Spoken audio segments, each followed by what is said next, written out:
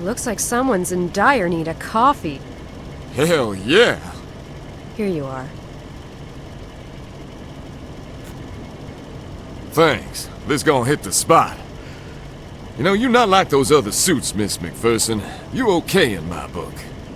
What do we have, the usual? Yeah, the same old shit. Anonymous phone call, no witnesses, and another dead girl. This one more banged up than the others. When I got here, I figured it was your perp's work, so I didn't bother reporting it to everyone. I just called Miller. Besides you, who got here first? Miller did about 10 minutes ago. Claire followed a few minutes later. So, are you the human popsicle yet? Can you believe this fucking weather? I mean, shit! It was 60 yesterday. And can you believe all this goddamn snow, too? Look at this shit! You know how hard it was getting here? Where's the crime scene? The crime scene is through the entrance, up the stairs and to your right. Miller'll be the chicken shit leaning up against the fridge. Miss McPherson, be careful in there. I need a tetanus shot just looking at this place. Miller got here first, huh? Did he do it again? Yeah, he did. Oh, Claire is pissed as hell, too. She threw him out into the hallway. Well, okay. I guess I'll head up and see how Miller's doing. Okay, Agent McPherson. You watch yourself in there.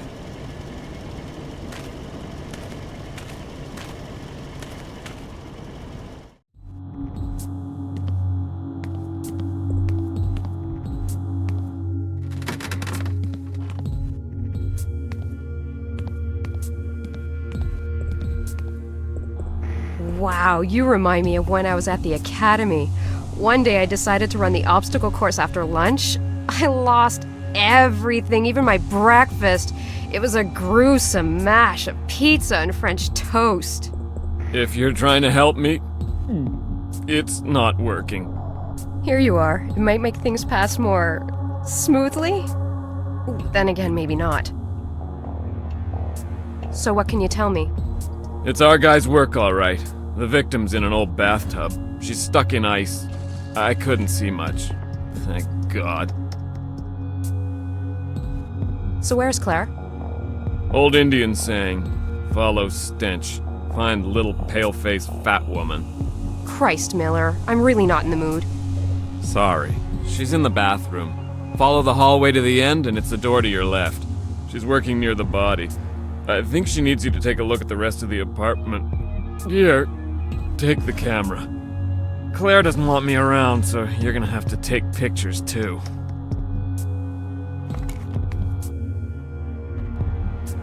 Wonderful. Miller, you're going to have to stop trying. You and dead bodies don't mix. I suggest you wait for us next time. We can't risk any more donut-contaminated crime scenes.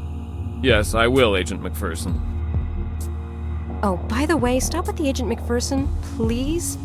Just plain Victoria is fine, all right? Will do, Victoria. Just out of morbid curiosity, where did the Martians land this time? I hurled in the toilet. Can we change the subject? Jeez, that would bring you to 2-0. Claire must be very happy right now. Actually, no she isn't. I think she wants to kill me. She threatened to tie me to your 4x4 and drag me through the streets. Take it easy. See you in a bit.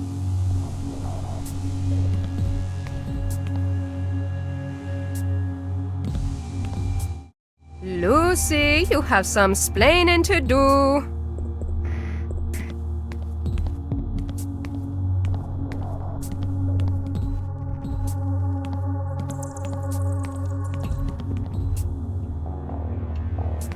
Hello, Clarice. So, what's all the fuss about? Let's see. I have an idiot who throws up at a crime scene. I'm understaffed because I'm the only one crazy enough to work during the holidays. I'm freezing my butt off. The body is stuck in ice. And what else? This might actually help. Coffee? Yes, please. It's no wonder you were my best student. Hey, maybe you should take it easy with Miller. Take it easy? This is the second time I have to go through his vomit to see if there's any evidence hidden in the pile. Take it easy? No, I don't think so. What can I do to help? Have a look around and gather any evidence that you can find. I've wasted enough time getting this body ready for the meat wagon. You know how they can get pissy. Anyway, I thought I saw some bloodstains as I came in. You can start by collecting some of that and then look around for more. Remember, always take a picture before you collect something. To help you out, grab the forensic tools from my briefcase in what's left of the kitchen. Once you've collected the evidence, come and help me out in here. You do know I'm a field agent, right? I think this is a little out of my league. Vic McPherson is out of her league? This is a first. Where did that come from? I don't know. I think I need a vacation. Sweetie, you can't always catch them on the first 3 victims. I know. Thanks for helping out.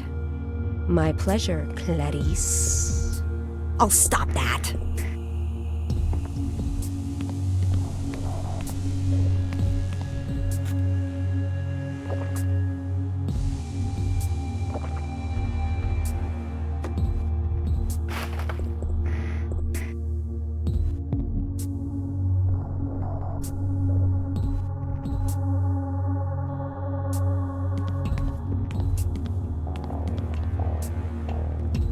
Nice Christmas decorations.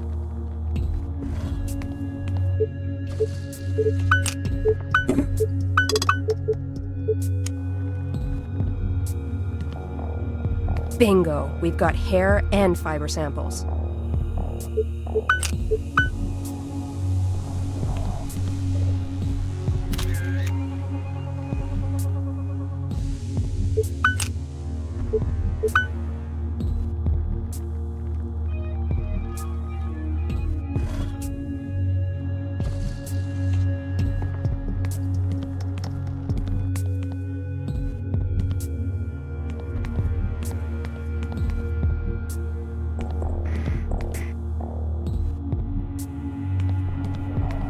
I need a tool before I can use this properly.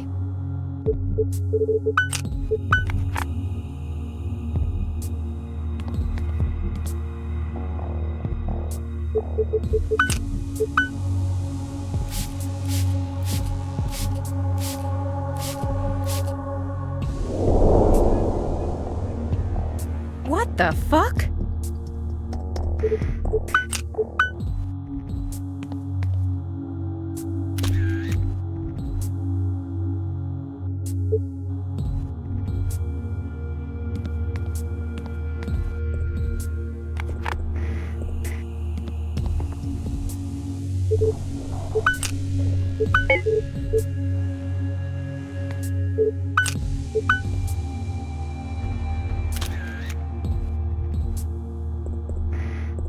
Not getting a sample by dipping my finger in it. I need a tool.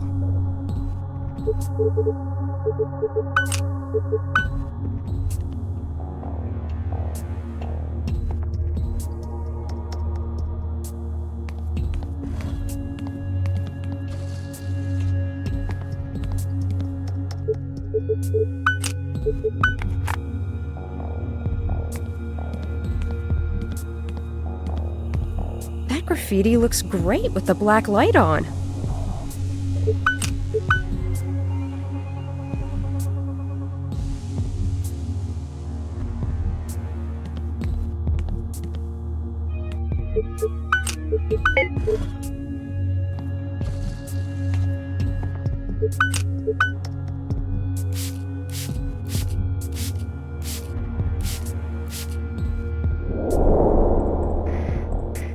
What the fuck?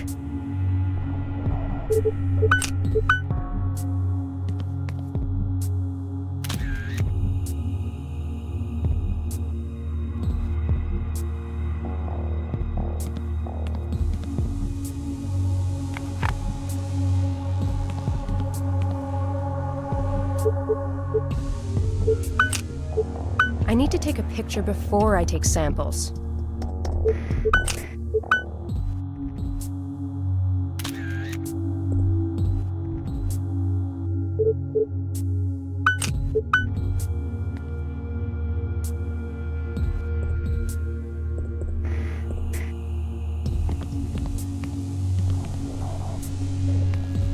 This is a nice pile of junk.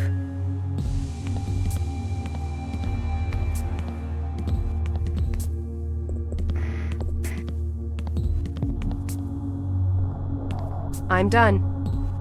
Good. Go put what you collected in my briefcase and come back here. I still need your help.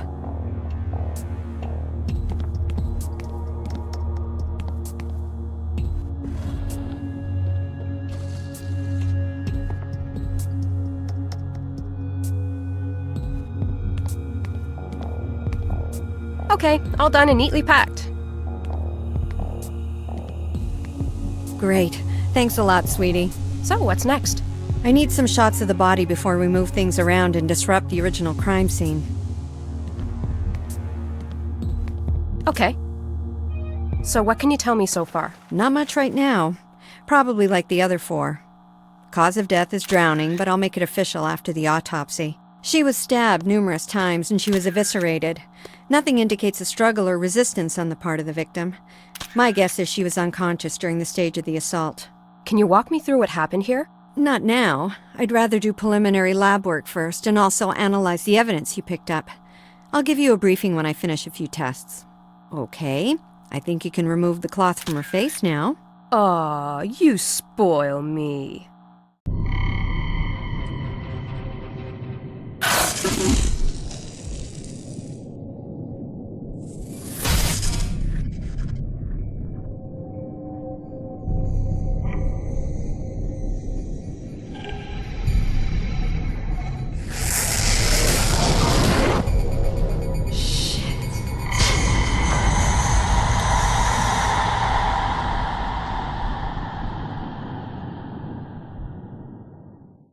Oh my god, look at the tattoo work on her skin.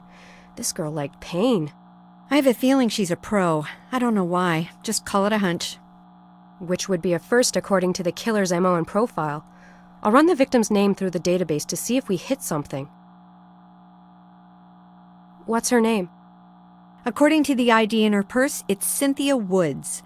Now can you take her picture without the rag on her face?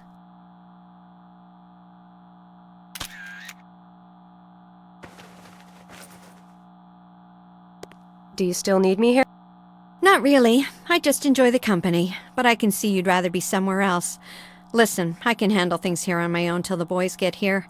Anyhow, you look tired as hell. Oh, thanks for letting me off the hook, but seriously, if you need me, I'll stay. It's fine, sweetie, really. You're not completely off the hook. I'll see you back at the morgue for my briefing. I wouldn't miss it for the world. See you soon.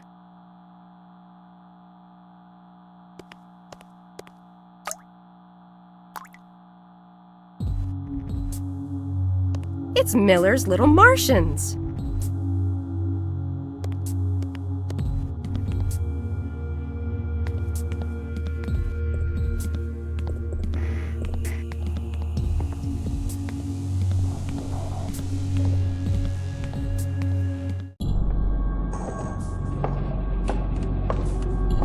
Let's go, Miller.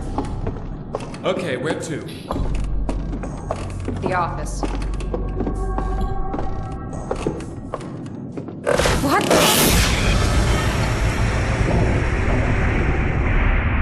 I gotcha! Do you like them? Oh, sorry. Hey! Anybody hurt? We're okay!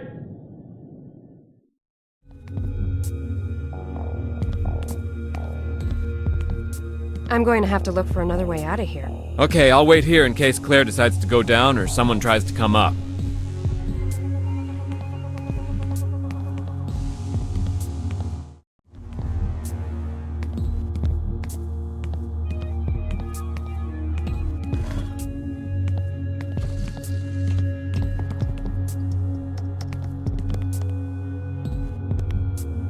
Hey, what the hell was that noise?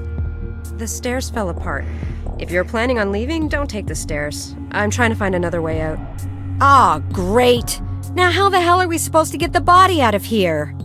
I don't know. You guys will figure it out.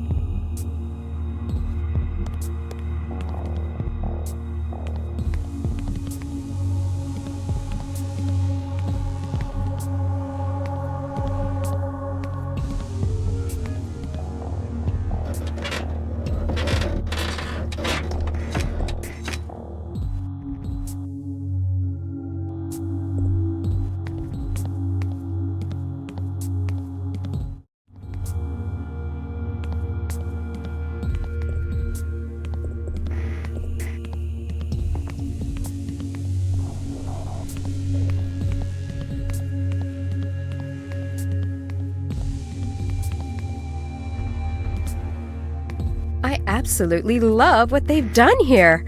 The view is just super.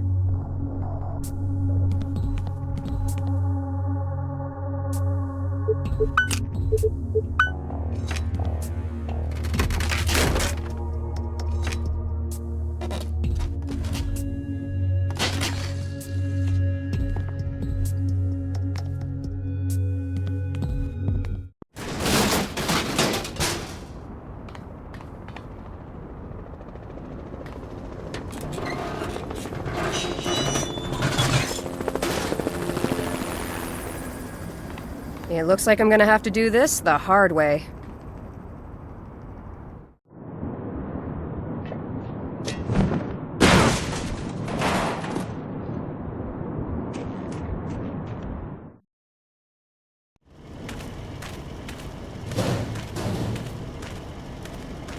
Man, that's smart.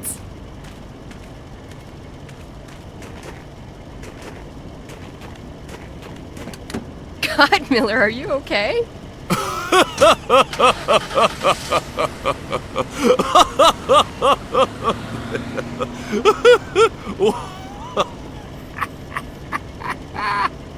Do you think he's okay? Yeah. He's fine. Do you think he's okay? Yeah. He's fine.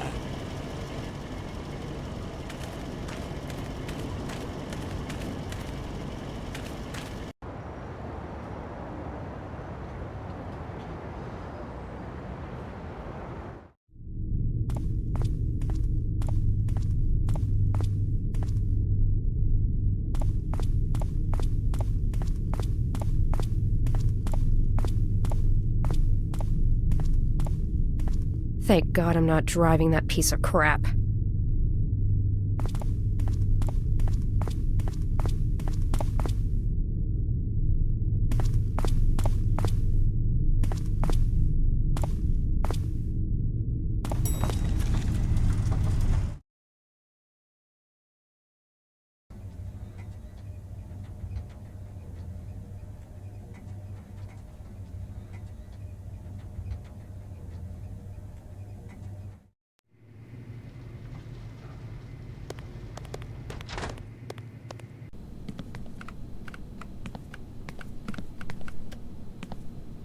Why did you take so long getting here? You're the only one with a 4x4.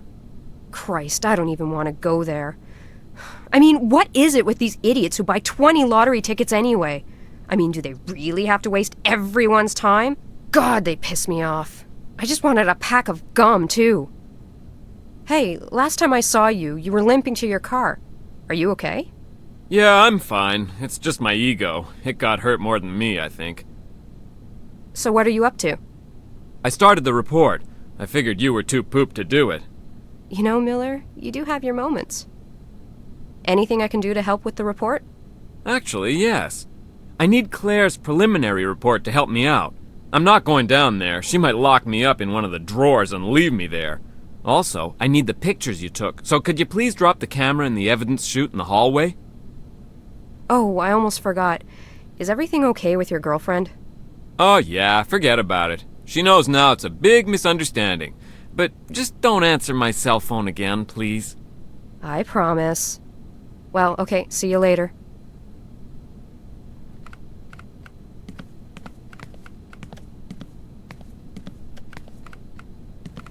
I have a message. Hello, Victoria. This is Todd. I heard about the 5th murder. I expect a full report on my desk tomorrow morning. Yes, you would, wouldn't you?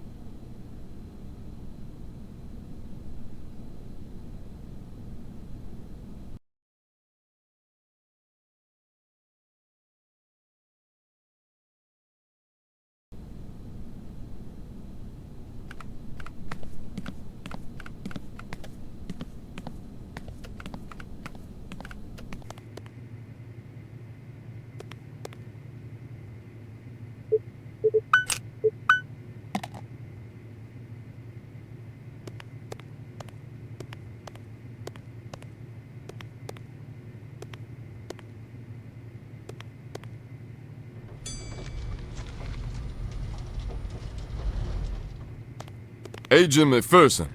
Officer Tate? Agent Ashby wants to see you. She's waiting for you at the morgue. All right.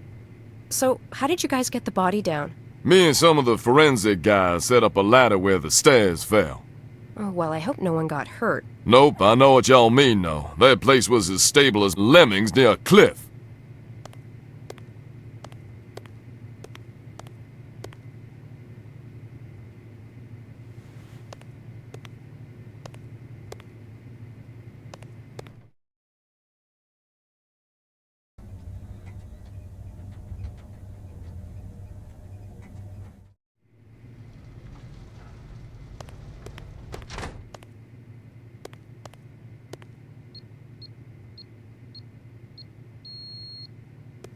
That's weird.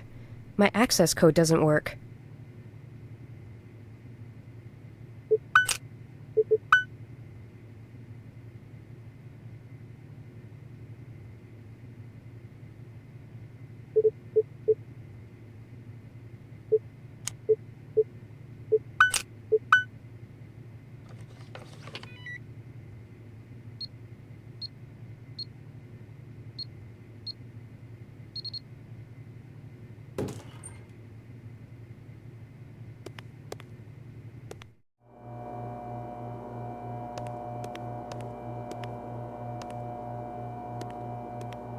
Hey Claire, get that preliminary lab work done? As a matter of fact, I'm not quite finished. However, I have enough to brief you on if you have the time. For you, always. Okay, here goes. The victim's blood revealed high levels of alcohol. Also, I found traces of rohypnol, which is also known as the date rape drug. This explains why there was no apparent struggle throughout the assault. The assault started in the first room where she was beaten. She probably fell where you found the spot of blood. She was then carried into the next room. The killer ripped off her clothes and beat her again. She definitely was unconscious at this point. He let her bleed on the floor until he had enough blood to write the messages you found using the luminol.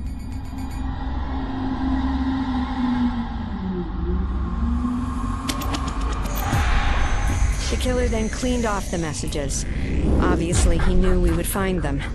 He then dragged the victim by her hair along the hallway and stopped to hang up his coat. He finally brought her into the bathroom. The cause of death was drowning. He forced her head under the water until death ensued. Like the other victims, she was killed before the mutilations. She was stabbed 9 times and then eviscerated from the lower sternum to the lower abdomen.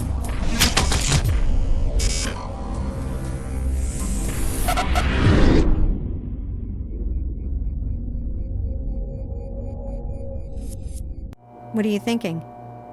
I'm thinking these mutilations will get worse.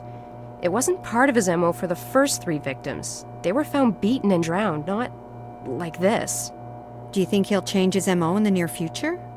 No, I don't think so. Drowning his victims seems to be his focus. That stage in the assault is very important to him. No, the stabbing business is from something else. I have a feeling that if we knew what it was, we would catch the son of a bitch. Also, he covered the face of the 4th victim and now this one. This strongly suggests that he knew the last 2 victims. I'll ask Miller to correlate the last 2 victims' info. How about you? Did you come up with anything interesting? Yes, I got a partial that doesn't belong to the victim. Very nice. Did you compare it to the partial you found from the 4th crime scene? No, not yet, but I'll let you know if I can compare them. After all, they are only partials. What about the stuff I found? Anything worth mentioning? We know that our killer has black hair, if it was he that hung his coat on the nail.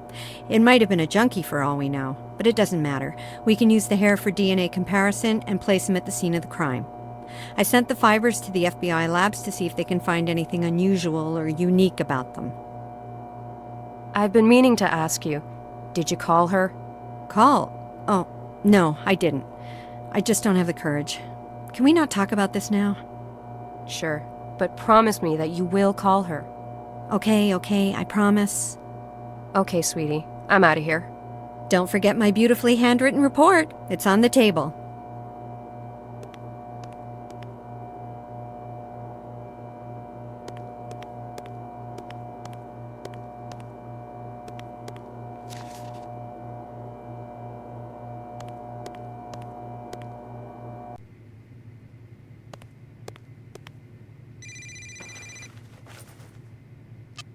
Hello?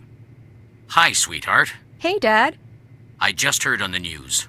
Another one? Yes, another one. Is everything okay with you? I'm okay. I'm just really tired of this case. It's going nowhere fast. I hate this passiveness. I think it's starting to get the better of me. Well, before that actually happens, why don't you come here and rest? A little R&R won't do you any harm. You can use the jacuzzi to relax and put your thoughts in order. And it's almost Christmas. I have a little gift for you. Oh, really? Well, I have the gift you wanted. Are you sure you want it? It seems a little ordinary. Hey, it's what I wanted.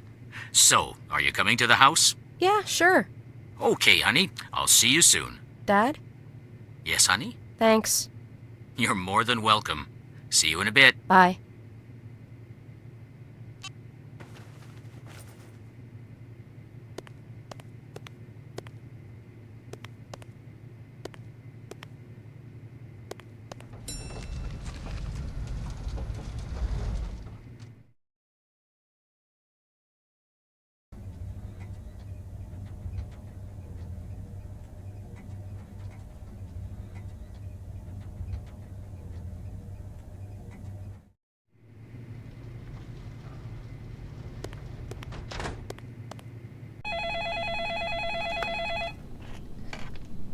Yes, No, well... Here's Claire's report. Hey, Miller, one last thing. Can you correlate the data of the 4th victim and the 5th to see if we're overlooking something? Sure, I'll run them through the database. Thanks for the report. Yes, No, well... Yes, I know, but... Taking a breather? Yes. Yeah, it's the damn weather.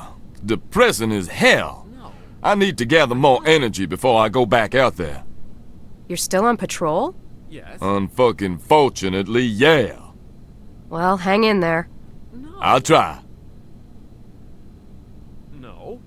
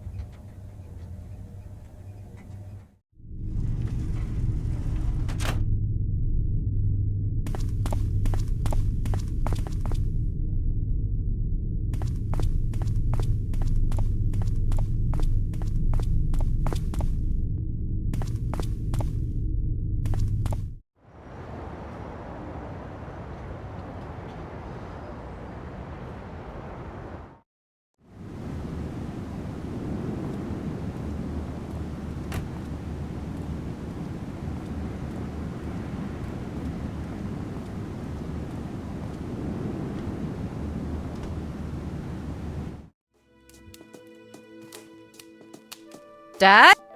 I'm in here, sweetheart. Hi, Dad. Hi, Pumpkin. Are you sure about this gift? Yeah, gimme, gimme, gimme. Suit yourself, here you are.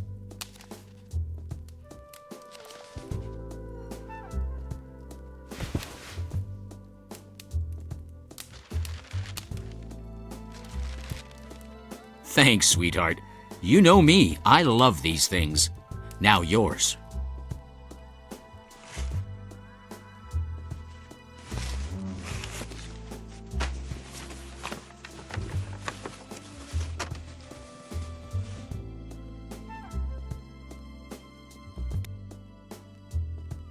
Where did you get this? I thought we lost it. I found it when I was cleaning out the attic. Actually, it was inside your grandfather's chest. You should maybe take a look inside there. It'll take you back. I will. Thanks for the gift, Dad. I had a feeling you'd like it. Remember the stories he used to tell us? How can I forget? My favorite one was Paris, because of the occult twist he brought to it. Yours was the one in London, if I'm not mistaken. Yes, romantic and mysterious. There is one story he always avoided telling me, though. The one when he met Grandma. He never would talk about it. Was it not a fond memory? I'm sure it is, Pumpkin, but he could never talk about it. I think your grandfather lost someone close to him when he met your grandmother, and I guess it was too painful for him to recall. Where'd he meet Grandma? He met her in Prague, I believe. Speaking of your grandmother, this year, can you get around to making her special holiday cookies? Please? I knew that was coming. Oh, they don't take long to make. I know, I'll make some, don't worry. Great. The stuff is already on the counter. What a surprise. I'm gonna have a look in the attic. Might bring back some good memories. Okay, sweetheart. I'll be in here.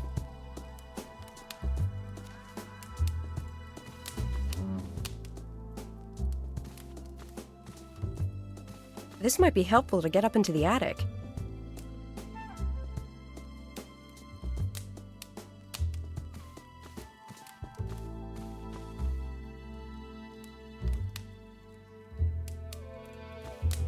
I haven't played in years. I probably suck now.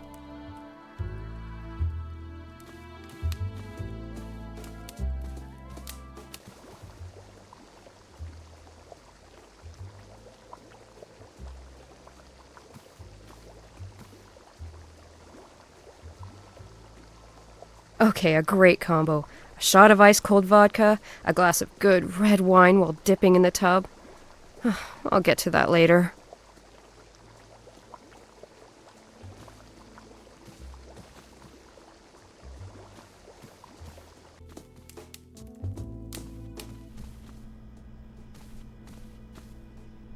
Maybe Dad's trying to send me a message.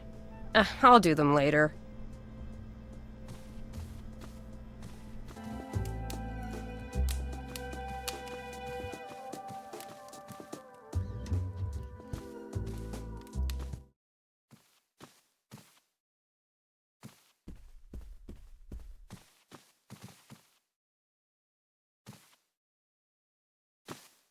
Ah, yes, the trap door to the attic.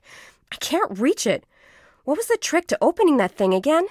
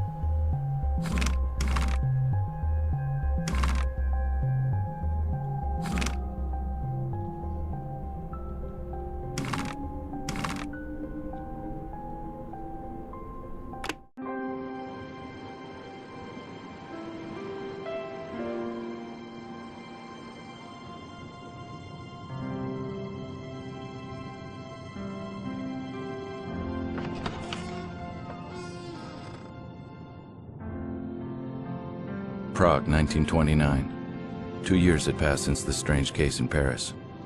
I figured I'd best leave town and come here. Quieter, or so I thought. The case in Paris had stirred my passion for PI work again. I had to let go of my dream of being an artist. It wasn't bringing in as much dough as being a private dick. In all, there were 5 dead and 2 unaccounted for. So far, all the victims were prostitutes. I didn't know if I would take the case. To my surprise, this cop Skalnik had no beef about me snooping around his crime scene.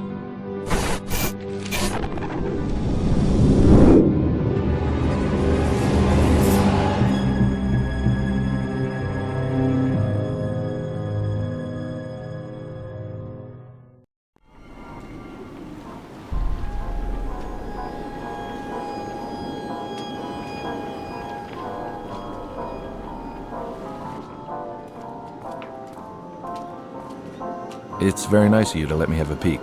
I'm Gustav McPherson. I'm Yes, a private detective. I'm familiar with your work, Mr. McPherson.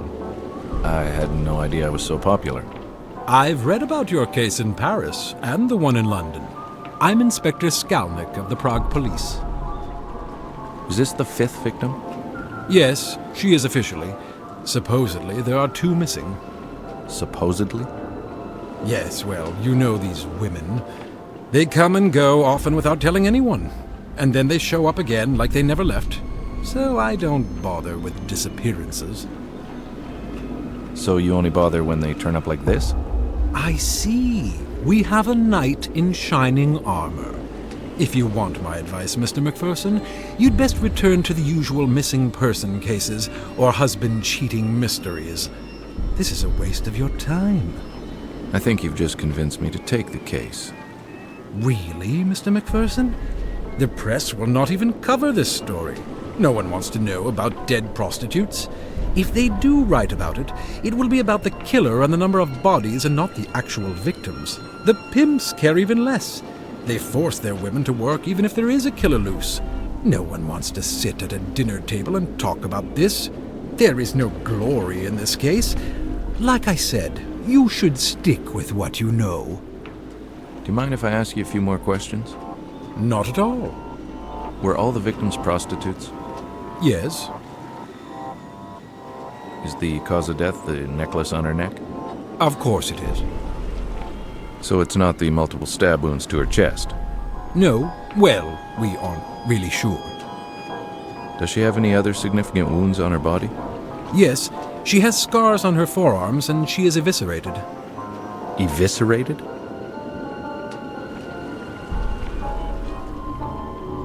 I had never seen anything so horrible in my entire life.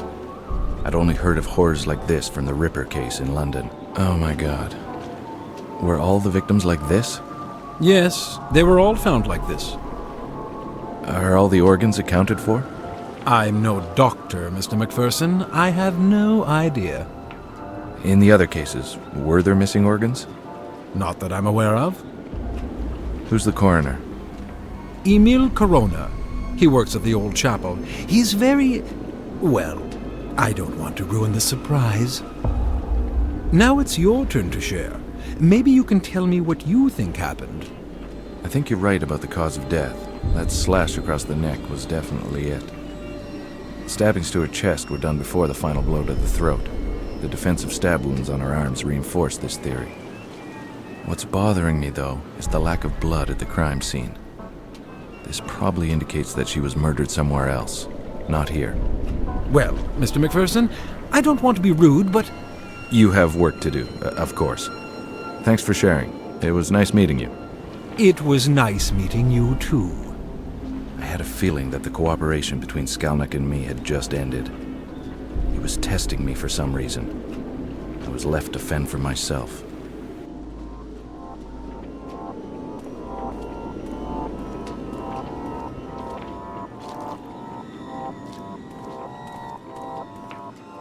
Kazimir Stasek. He's been a good source of info on a couple of minor cases I had here in the city. Hello, my friend. Ah, Mr. McPherson. And how are you this dark evening? I can't complain. And how's my favorite boy in blue? besides my eye and this horrible murder, everything's fine. I imagine you don't have anything more to give me? This time I'm afraid I have nothing for you, my friend. Everyone is more or less at a loss. You don't mind if I ask you a couple of questions anyway? Of course not.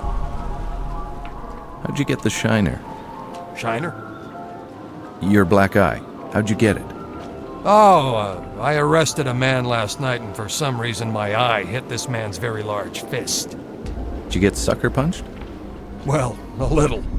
My partner didn't have time to warn me. Everything happened so fast. I was helping the woman, and I turned around to see if my partner was okay, and wham! Next thing I knew, I was flat-faced on the sidewalk. How long has this been going on? It started about 3 weeks ago.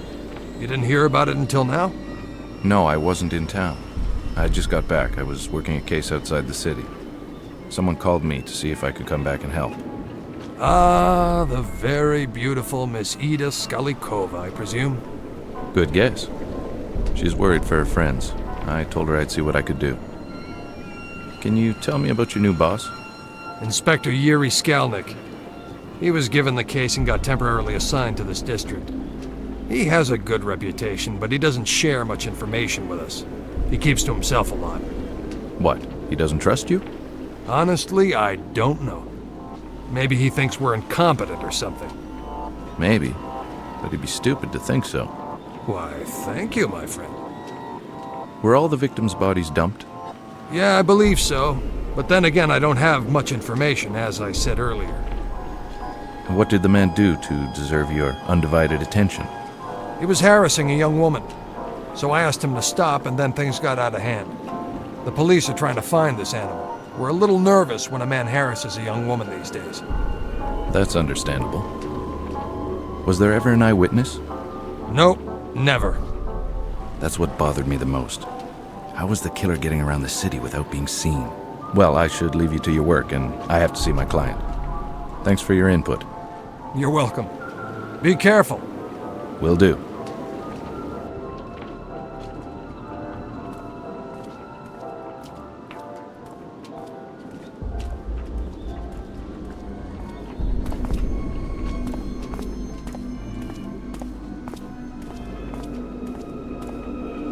My Ida. The best gams in all of Eastern Europe. She's my angel and the love of my life. I met her on a small case I was working. She used to dance in the neighborhood cabaret. She was involved with the married man I was following. It was love at first sight. Hey, look at you all dolled up. Hi, sweetheart. I don't like it when you call me that. I didn't call you a doll. I said that you... Never mind, I'm sorry. Good. Now have you talked to that useless inspector?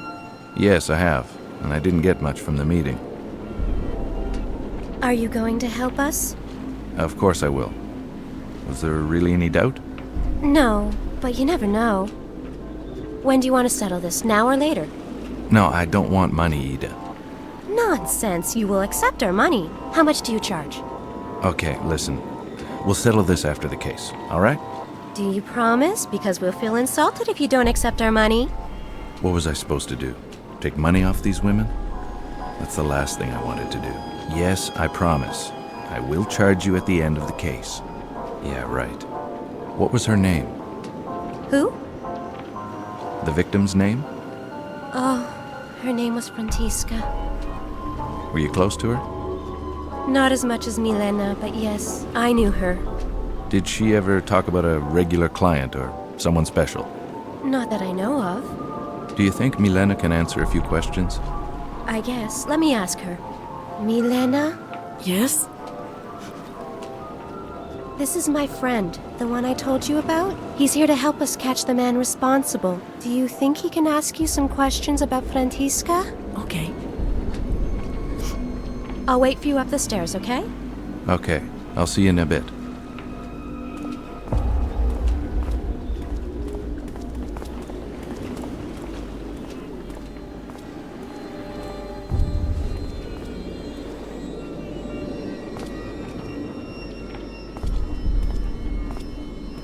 Hello, Milena. My name's Gus McPherson. I'm here to help stop this from ever happening again. I thank you, sir. Not a lot of people would help women like us. Do you mind if I ask you a few questions about Frantiska? No, that's fine. How long have you known Frantiska? Well, I've known her for a long time. We met in the orphanage when we were just little girls. Her parents had died in a terrible accident. We became very close. We both left the orphanage never to return. We never liked the sisters. Ever since we left, we tried to survive on the streets, even changing cities. But we kept coming back here. Did she ever talk about someone new or special? No. It was not her style. Frantiska would rarely take new clients. She had regulars and enough to allow her to survive. She would only take complete strangers if she absolutely needed to. Apollina is more like that. She always has a new rich client. Did she ever have a client that had been violent with her? No. She only had clients she trusted. How about you? Have you had any trouble with any of your clients? No, I'm like Frantiska. I have only regular clients. If I'm on the streets, it's because I'm keeping my friends company. Were you close to any of the other victims?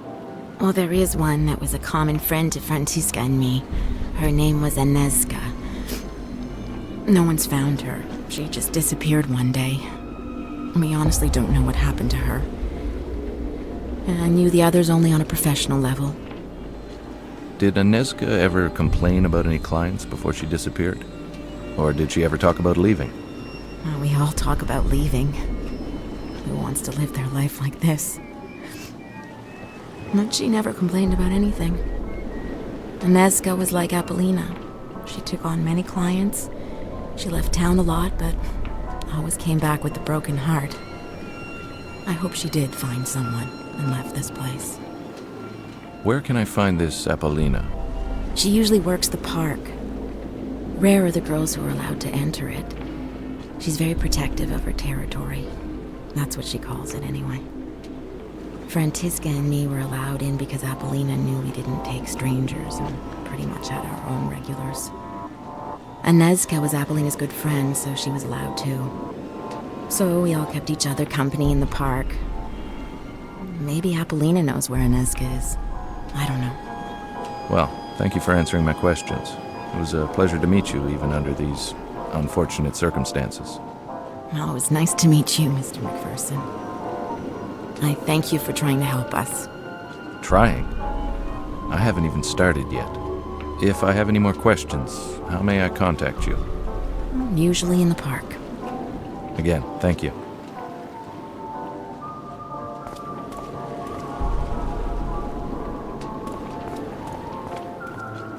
Ida's an angel on Earth. She's the sweetest person I've ever met. I truly believe she doesn't have an angry bone in her body, even with the difficult childhood she had. A stepfather who molested her on a regular basis. Ida is always positive, and she's always willing to help the people who surround her. That's why she hired me to try and help. She has an undying optimism about life in general, and I love her for it. Hey. How is she? She's okay, I guess, under the circumstances. I'll go talk to her after. Tell me, where can I find Emil Corona? Who's he? He's the coroner working the case. I need to ask him a few questions. Skalnik said he worked in an old chapel. Do you know where it is? Yes, I'll mark it on a map. I don't need a map. Just tell me where it is. What is it with men and directions? Take this map, it'll help you. I marked the location of the old chapel. It's not far from here. Okay, thanks, sweetheart. How have you been? I mean, are you feeling better? Yes, a little. It's not as bad as when you left for your case. Did you go see the doctor? No. Ida, go see him. It might be serious. I'm no doctor, but throwing up every day is not normal. Go see him. Okay, I'll go see him. I don't throw up every day, you know. You always exaggerate. Yes, okay. But go see him as soon as possible. Okay. I have to see this Corona. I want you to stay off the streets as much as possible. Never walk around alone. Yes, I know you've told me 100 times. I am careful. Okay, I'll ease up on you. You be careful. I will. Now go.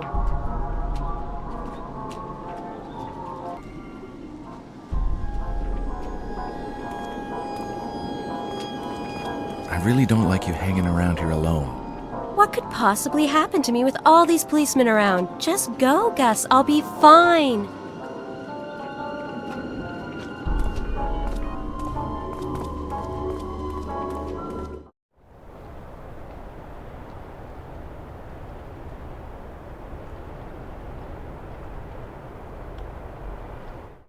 What are you doing here? Why aren't you at your post? Well, you told me to. Never mind. Do you have any news, at least? Yeah, the American is talking to the girl's boss. So, he thinks he can move in on my women, huh? Well, my friend, if you ever see him, you may explain things to him. Explain what? Use that brute force of yours, you idiot! Okay, boss.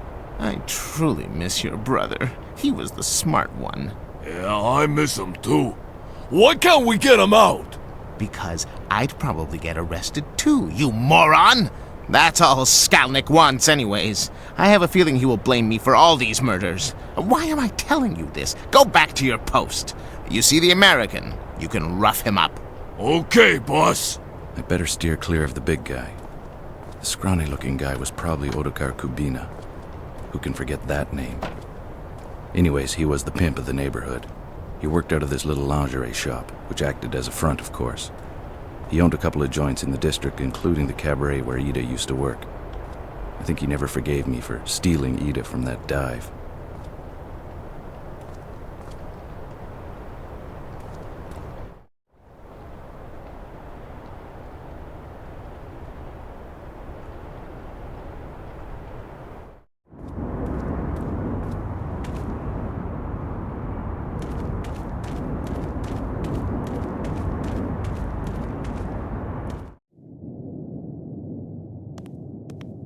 In nomine Patris et Filii et Spiritus Sancti.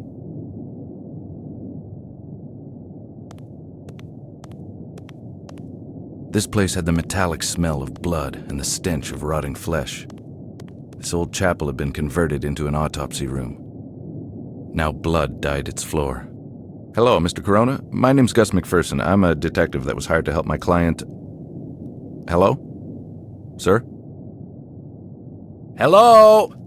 Huh? What are you doing here? I thought I'd locked the door. Where is my cone? What are you trying to do? Give me a heart attack? Sorry, Mr. Corona. Who are you and how do you know my name? Like I said earlier, I'm Detective McPherson. Inspector Skalnick told me that I could ask you a few questions. If Skalnick says it's okay, then it's okay. Can you walk me through your observations of this victim? Okay. The cause of death is like the others. The cut to the throat. It can't be the multiple stab wounds or the evisceration itself? No, I'm pretty sure of that. What makes you so sure? The one before her. The one we found in the park. She was killed in the same spot she was found. It was clear that it was the wound to her throat that killed her. The rest was probably done after. And how did you come to that conclusion? Because not much blood was coming from the other wounds. The heart was still beating when the throat was cut. I could tell by the amount of blood that had poured from the throat wound. So you weren't sure about the cause of death until you saw the victim in the park? Well, I had my doubts, but when I saw her, yes, she made things more clear. And the same killer would use the same brutal techniques? Precisely. Does the victim in the park have any other differences from the rest of the victims? Yes, the cut to her neck indicates an attack from behind. The rest, including this one, were attacked from the front. If only I had the other body, I could show you the difference. That's okay. Really, I trust your judgment. You don't have the body, but maybe you have a file on the victim from the park? Sure. The man who was supposed to come and get the file never showed up. What man? Skalnick's errand boy. He comes to get the files I make for each victim. He still hasn't come to get the one from the park. I see. Well, I'll take Inspector Skalnick's file if you don't mind. No, I don't really care. Where do you keep your files? In my safe over there. I can never remember my combination, so I wrote it on a piece of paper. I think I lost it somewhere. What happened to your hearing, if you don't mind my asking? It happened in the Great War. I was a medical aide. I would get the wounded from the trenches to the temporary hospital. One day we saw a wounded soldier in no man's land. We rushed to him, and a mortar shell exploded on my partner. I survived, but with hardly any hearing left. So that's where you got your experience? Yeah, mostly. Ironically, the war ended 3 weeks after the shell exploded. Thank you for your time. You're welcome.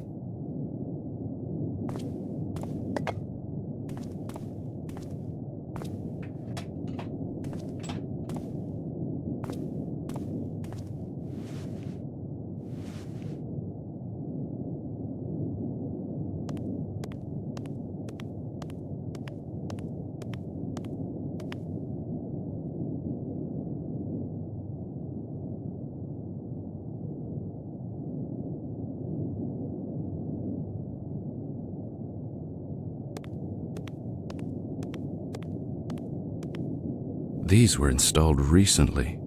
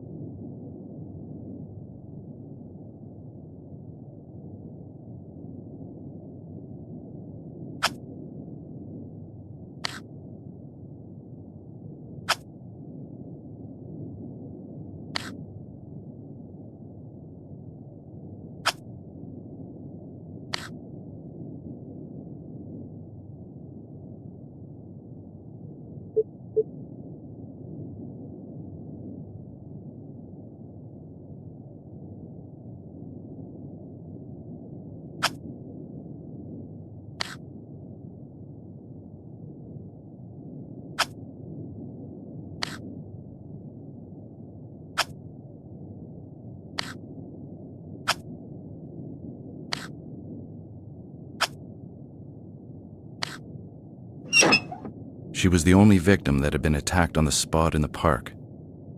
Maybe the police had overlooked something. I had to go see for myself.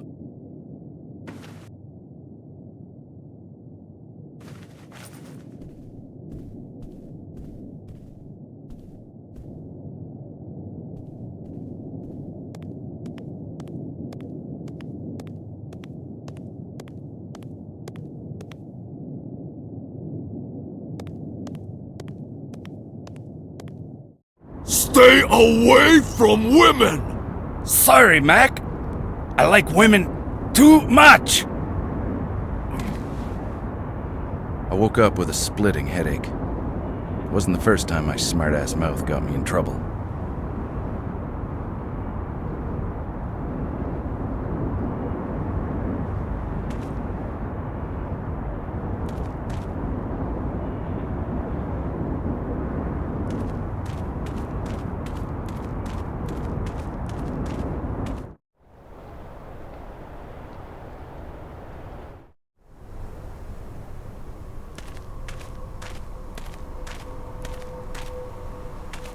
Why, hello there.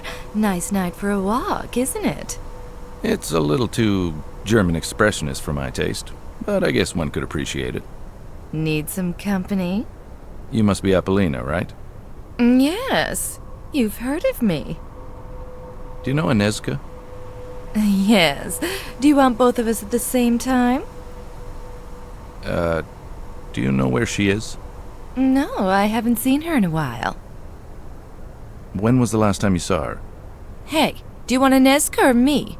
Are you a cop or something? If so, I'll be very disappointed. Not exactly. I'm a detective. I was hired by some of your friends. What friends? You must know Ida, Milena, and the late Frantiska.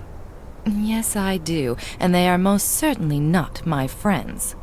And you're not afraid for your own safety? I have all the protection I need from Roman. Don't you care that some people you know are dying? Actually, no. More business for me. We are just whores to the police anyway. Besides, I have all the protection I need from Roman. Now, would you kindly fuck off? You're scaring potential customers away. Sure, whatever.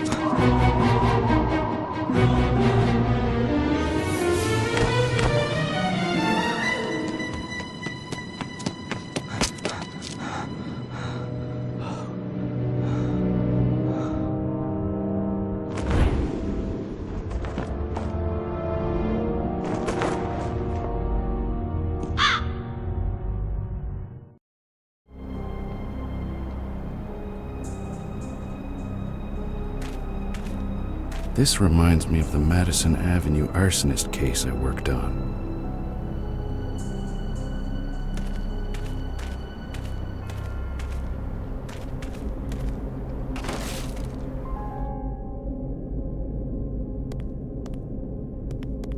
Oh my, has my friend here stolen this from you? He has, yes.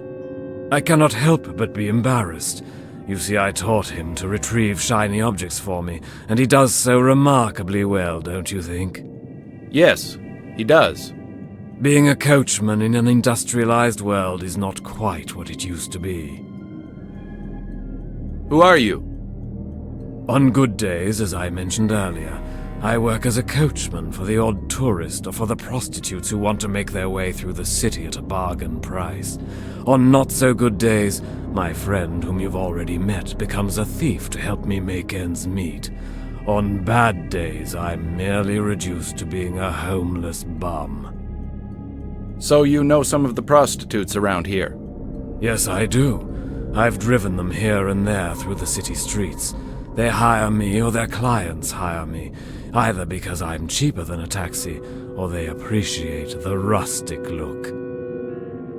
Do you know any personally? I knew one personally. On certain occasions we would exchange pleasantries, but most of the time I would just drive. She was very young to be doing what those animals wanted. Her name was Vladana. She was only 16 years old. She was? Yes, I haven't seen her in a long time. I fear the worst. You said her name was Vladana. Are you sure it's not Inezka?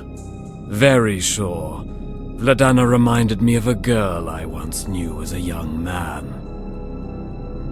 You must surely know about the murders. Indeed I do. Anyone who lives in this district knows. That is why I fear for Vladana's well-being. May I ask you a few questions? Sure. Who are you, and why are you so interested in the local problems? I'm sorry, I forgot to introduce myself. My name is Gus McPherson. I'm a private investigator hired by the prostitutes to help stop the murders. They are, for obvious reasons, worried about the situation and have no confidence in the police's competence. Admirable, Mr. McPherson. Admirable indeed. I have to admit that I have lost all hope in humanity. The things I have seen during my miserable life. You, Mr. McPherson, have restored my faith. Tell me, is it true? Is there a new one that washed up on the shore of the river? She didn't wash up. Never mind, that's not important. Unfortunately, yes, there is. Did you see her? Yes, I did. Don't worry, my friend. Her name wasn't Vladana. She was known as Frantiska. Thank you, Mr. McPherson. You've reassured me. Where are you from, sir? If you don't mind my asking. I'm from all over Europe, it seems, sometimes.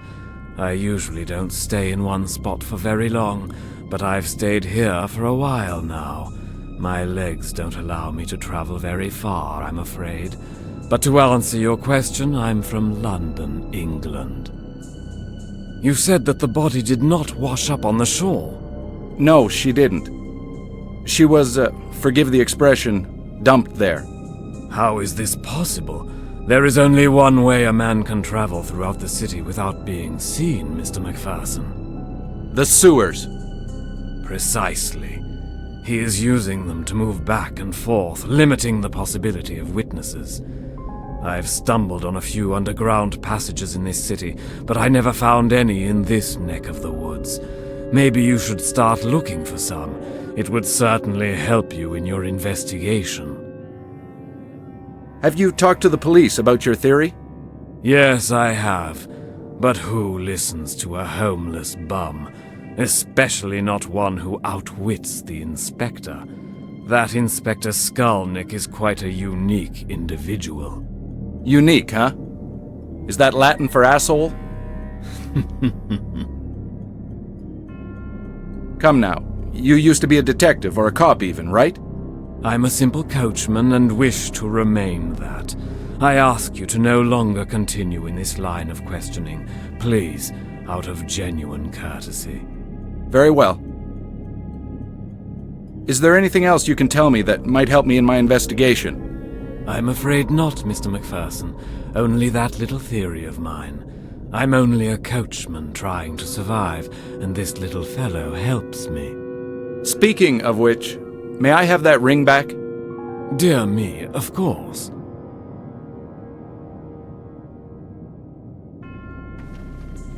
Thank you. I'm sorry for the inconvenience. It's quite all right. I have advice to offer you, Mr. McPherson. Never take on a suspect who is rich and powerful.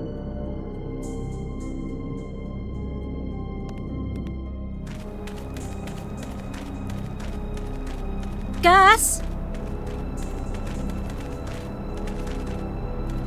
Ida, what are you doing here? I found something that might help you. Weren't you supposed to see the doctor? Ida, please don't do this. Do what? Help. Why can't I help you? Because it's dangerous. Don't you know there's a seriously deranged man roaming the streets, preying on women? Oh, I can handle myself. I don't doubt that for a second, but I'd like to know that you're somewhere safe so I can concentrate on the case and not worry about you. Okay. I'm sorry, what have you found out? Oh, it's really good. I was asking a few questions of some of the women. Anyway, one of them admitted that she'd heard that one of the victims survived an attack and was hiding in the scrapyard. That's great, but how reliable is the source? I have to admit it's only a rumor, but isn't it worth taking a look? Yes, it is. Be careful. I will. Stay off the streets, but first go see the doctor. Yes, I will. I'll see you later. And Ida? Yes?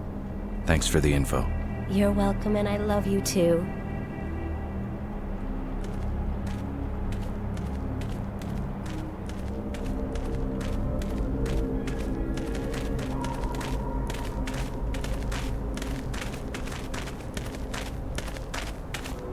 And life goes on.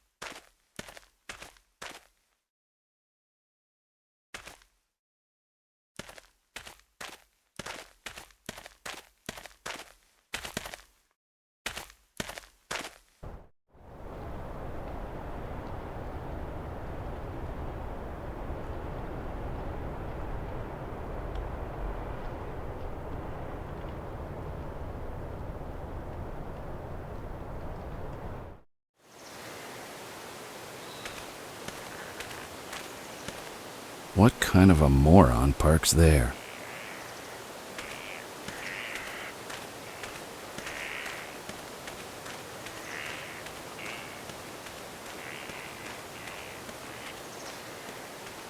Uh-oh. I'm out of here.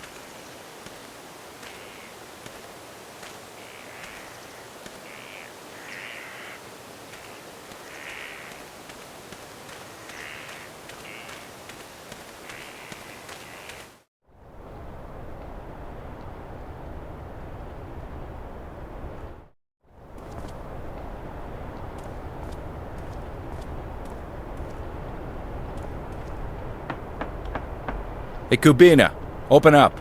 We need to talk. What do you want?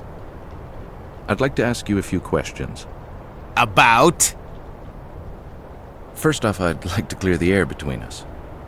I'm not after your girls. I'm just trying to find the killer, and that's all. You expect me to believe that? Yes, I do.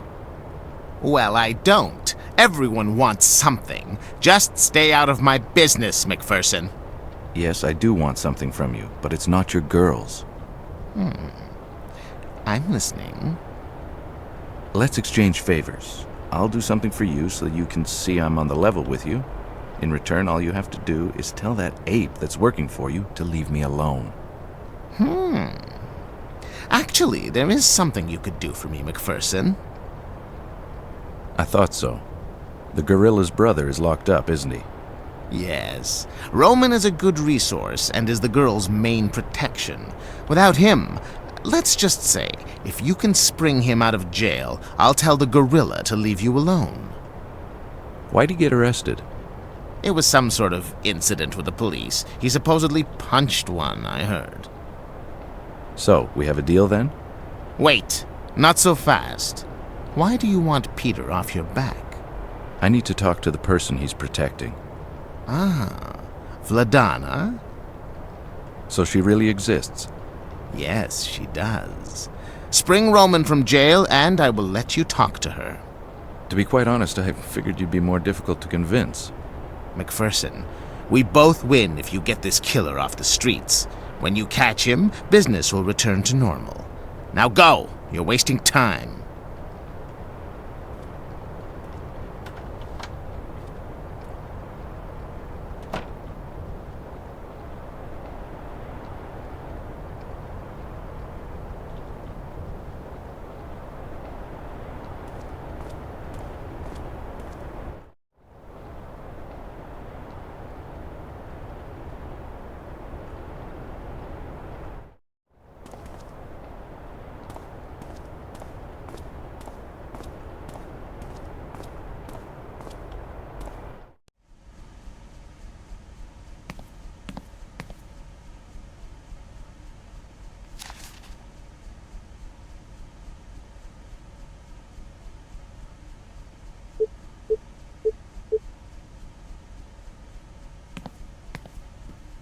Hello again, my friend.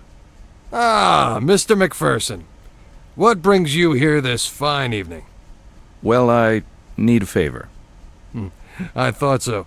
What can I do to help? I need you to be on the level with me about the Shiner. What do you mean? Come on, Kaz. What really happened? Why do you ask? The man you arrested yesterday, is he the same man that protects Otakar's girls? Yeah, he is. I thought so. I need this man free, because I can get precious information on the case. Can you help me? Yeah, I can help you. But I'd have to ask a favor in return. I would have been insulted if you didn't ask. What can I do to help? Well, it's sort of embarrassing. You can trust me. It's about the black eye, isn't it? Yeah. The night I arrested Roman, I noticed something missing. My medal was gone. You have a medal? Yeah, I got a medal for bravery. I saved some children from the fire that happened a couple of weeks ago. Attaboy. Congratulations. Oh, thank you. Anyway, I noticed my medal was gone, so I went back to see Apollina. Why'd you go see her? Well, Never mind, I got you. She stole it from me. I have no idea why. Maybe she needs the money, but I need that medal back. My wife is getting suspicious about it. It's my pride and joy, and saying I forgot it at the office just won't be good enough when I go home. Please, get it back for me. I love my wife and kids. I don't want to lose them over something so stupid. Relax, my friend. I got you covered. I'll get that medal of yours. Just make sure that you can free Roman for me when I return.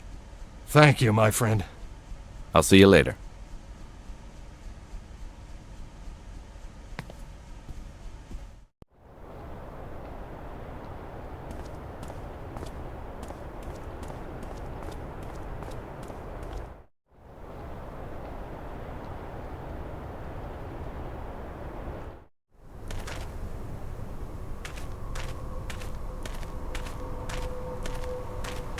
Oh, you again. Stop wasting my time. Wait a second, will you? You are truly annoying. I have information for you. It's about Roman. Interested? What is it? First of all, you're gonna have to give me the medal you stole from Stasek. Why the hell would I want to do that? So you admit it. You did steal his medal. Yes, I did. That son of a bitch didn't pay me, so yeah, I stole his precious medal. Just because he's a cop, he can hump me and leave me without paying? Hell no, not me. Okay, so what happened? He came to see me when he finally realized that I had it. He started grabbing me and threatened to arrest me. Roman happened to be walking by and he broke up the commotion. He ordered me to go home, so I left. Well, let me finish the story for you. He got arrested for punching Stasek in the face. Now Roman is in jail. So, what do you want from me? I need that medal. Stasek is willing to let Roman out if I get his medal back. Get it? Of course I do. Okay, listen, everybody wins here. Roman gets out, Stasek gets his medal back, and you... And I get screwed for free. Look, I'll pay you what he owes you, okay? It's not the money. Here, just take the damn thing and get out of here.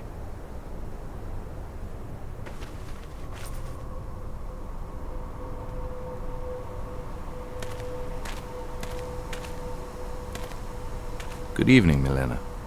Hello, Mr. McPherson. I'm glad to see you're feeling better. Thank you. If you don't mind me saying so, I really don't think you should be working right now. It's too dangerous. Well, I'm not working. I'm sort of keeping an eye on Apollina. If she leaves with a weirdo, I'll follow them. That's very kind of you. But how can you tell when a client is weird? Trust me, I can tell. Okay, well, I won't distract you any longer. Ada's a very lucky woman. Good evening, Miss Milena.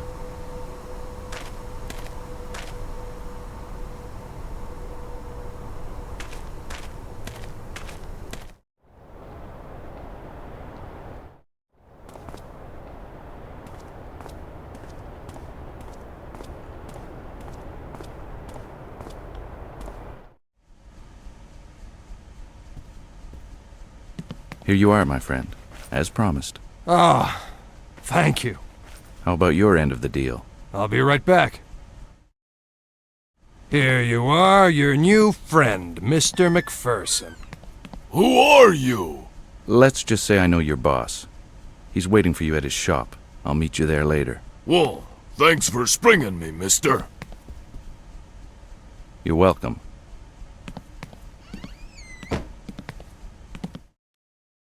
Well, that concludes our agreement. Thanks a lot, Kaz. You're welcome. Ah, I'll finally get the wife off my back. Happy I could be of service.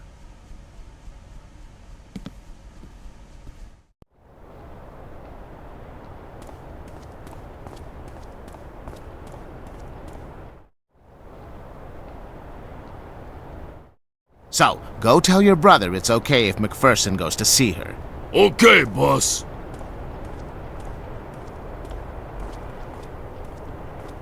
Well, McPherson, looks like you held up your end of our agreement. I'm sending Roman to talk to his brother, which will conclude my end of the deal. Thank you for getting me out of there. You're welcome.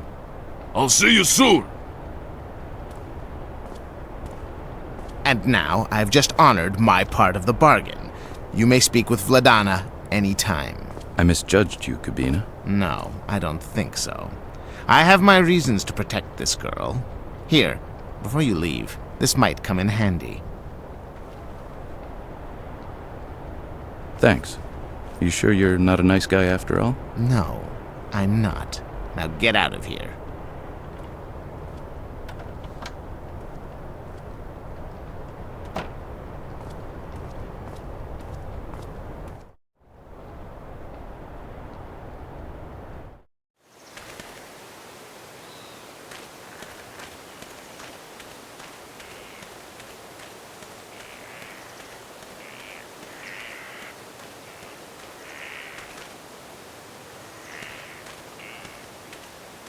Come here, my friend!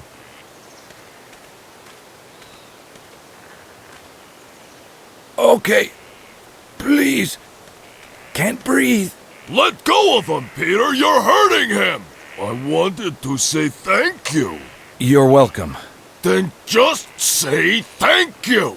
Thank you. Again, you're welcome, my very large friend. Gustav, wait!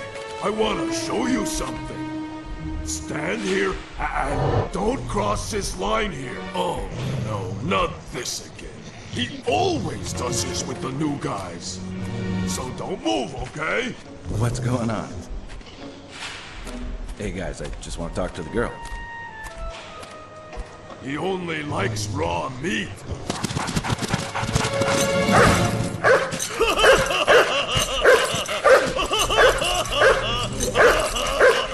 I gotcha!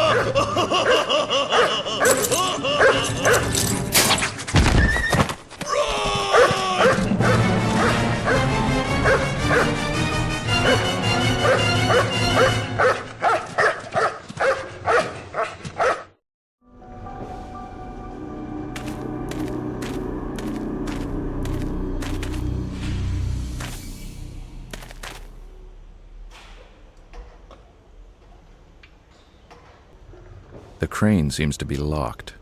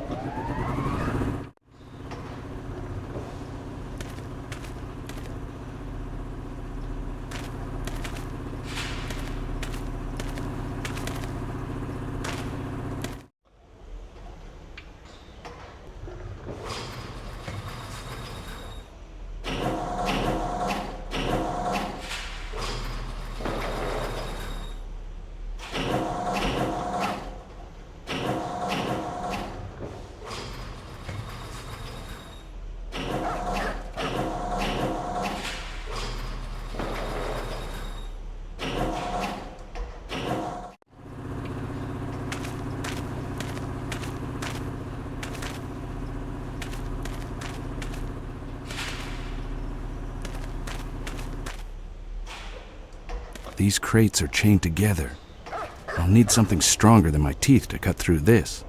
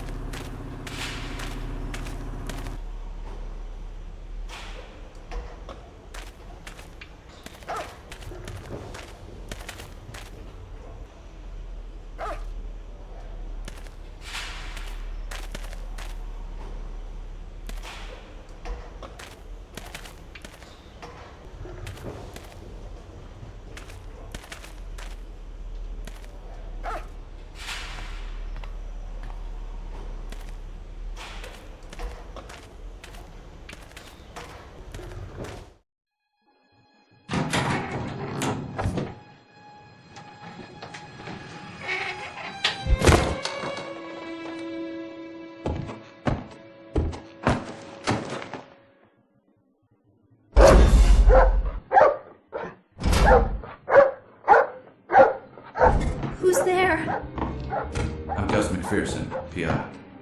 You must be Vladana.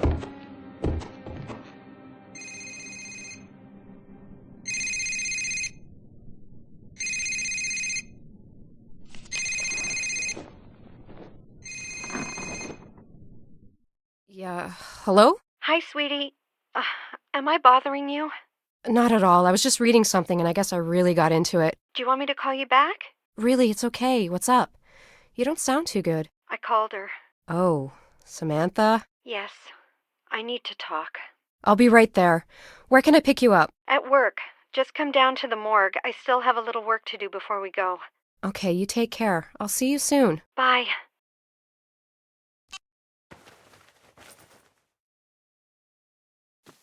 Teddy and I used to be inseparable.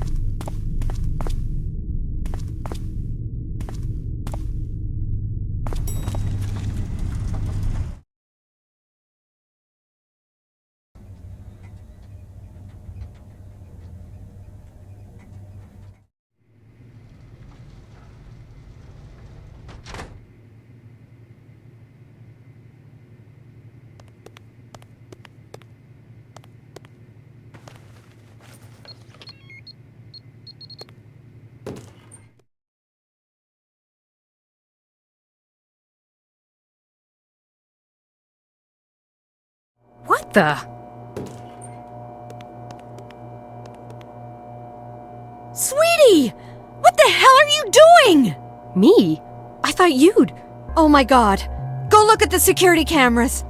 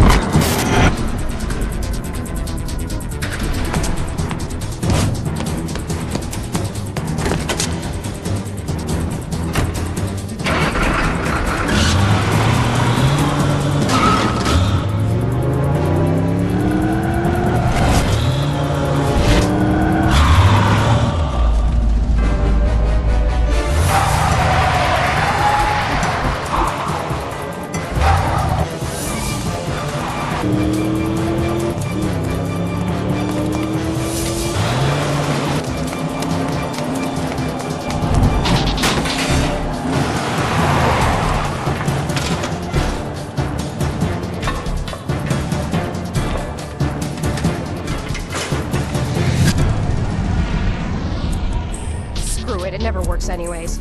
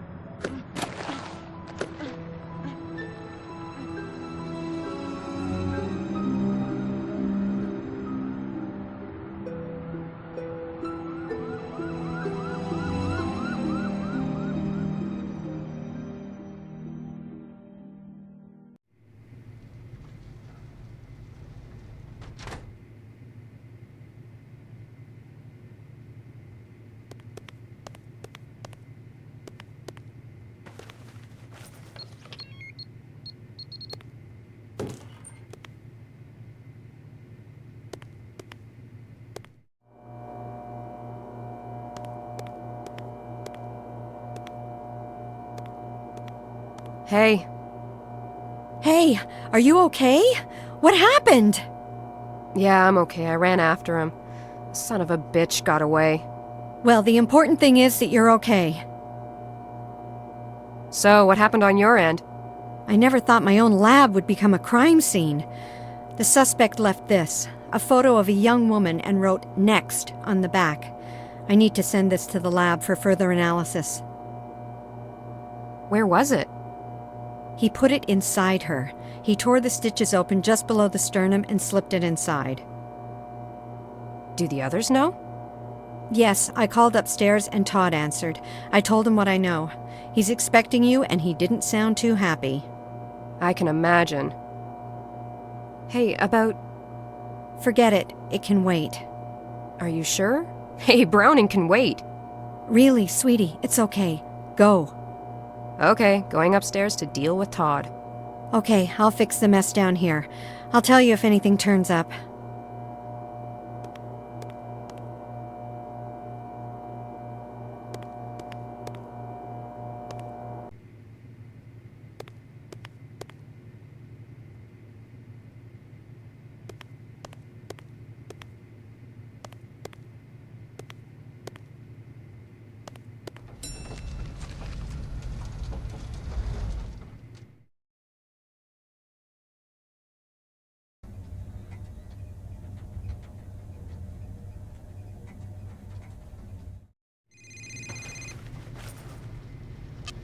Hello? Hi, honey. Oh, hi, Richard. You left the gallery in a rush and you never called back, so I got a little worried. Is everything okay? Oh, yes, I'm fine. I'm sorry about that. It's just we found another victim and some really weird stuff is going on. Oh, God. How are you holding up? I'm very tired, and I'm in dire need of unwinding, like we did 2 nights ago. True, that was very relaxing. I have an idea. Come down here, and I can show you the new exhibit, and after we can go unwind. Very tempting, but I have to decline. Aw, why? Well, I have to go get yelled at by my boss. Anyways, why are you so excited about this exhibit? I've never seen you so into your work. Oh, it's because I sort of discovered this artist. Actually, it wasn't just me. Some people from the University of Chicago's Fine Arts Department helped a little. We discovered him at an auction. He's from LA, but originally from Chicago. His name is Mark Ackerman. The department and I purchased most of his pieces, but we're still looking for some. Anyway, we got enough to make an exhibit. Richard, I'm sorry. I really have to go. Oh, sorry. You know how I get started. Yes, I do. I'll talk to you soon. Okay, honey. You be careful now. I will. Bye. Bye.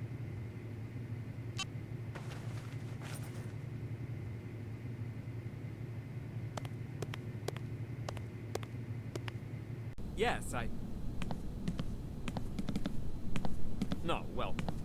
Yes, I know, but... What the hell is going on? What's this I hear about suspects breaking into the morgue? Agent McPherson and Detective Miller, I want to see you both in my office, now! Yes. And while you're at it, One one of you can get me a cup of coffee.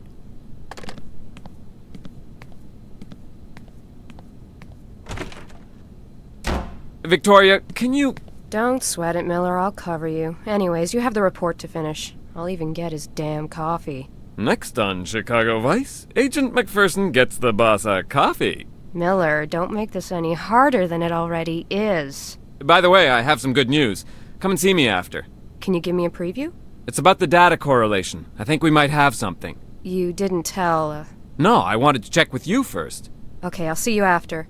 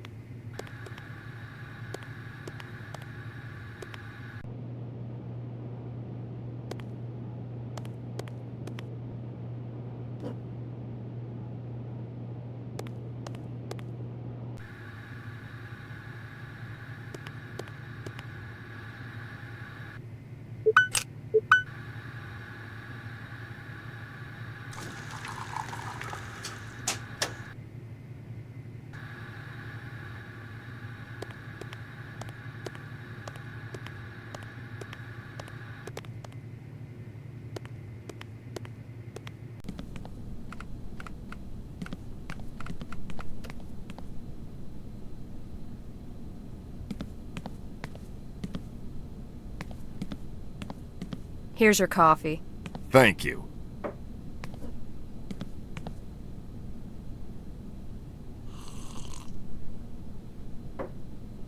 In what new way have I pissed you off this time? I distinctly remember asking for both you and Miller. Ugh, never mind. I just hope you haven't forgotten that he is your partner.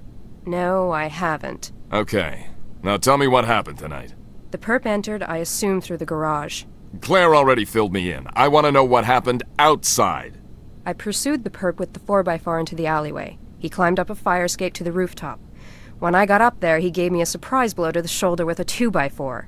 He got away through the other fire escape. Shots fired? Yes, 1. Any leads so far in the case? Besides what the next victim looks like? No, not really. We're not sure of that. Claire is running it through the database to see if we get a hit. Is that it? 'Cause I'd like to get back to work now. Consider yourself on probation. What?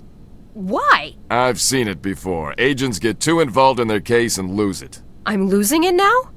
I think you're just pissed because we look like schmucks on the news. It's all about image, isn't it? No, this is about your recent behavior. I'm worried about the progress of the case, and I think you need a break. This is bullshit. You're only proving my point. You know, Browning? I usually get kissed before I get fucked.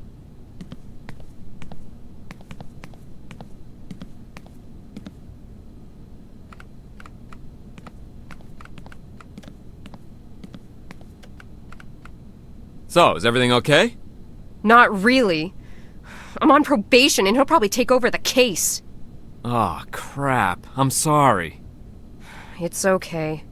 Been there, done that, and bought the t-shirt. What's this big lead you were telling me about? I did what you asked. I correlated the info on victims 4 and 5. I got something, but it may be nothing. Try me. You've said that the last 2 victims probably knew our perp because he covered their face. Well, I got a name that's common to both victims, a Vaclav Kolar. Also, I tried linking this guy to victims 1, 2, and 3, but no go. Hey, so what happened downstairs? We think the killer broke into the morgue and left us a picture of the next victim. You're kidding, right? I kid you not. A bold SOB, I'll give him that. You should go down and take a look at the picture. Claire needs to do a few tests on it and send it off to the labs. How did you get the name Vaclav Kolar? I read Claire's report on the 5th victim. In it, she added a picture that was found in the victim's purse. On the picture, there was the victim, a girl, and a guy. The guy reminded me of someone. He's actually one of the people I interviewed for the 4th murder. He was her tutor at the university. I went back to read my own report, and it's the same guy. I'm sure of it. Any relationship between the 4th and 5th victims? As far as I can tell, they didn't know each other, but they had this guy in common. Maybe he deserves a second interview? Definitely. I'll go alone. He's seen you before, so it might make things go smoother, make him less nervous. Do you think it's safe to go down there? Sure it is. Okay, I'll go have a look. Okay, and I'll give Kolar a visit. I sent the address to your 4x4's Navcom. If I have the chance, I'll go interview the latest victim's friends. Maybe I can talk to the other girl on the photo. Good idea.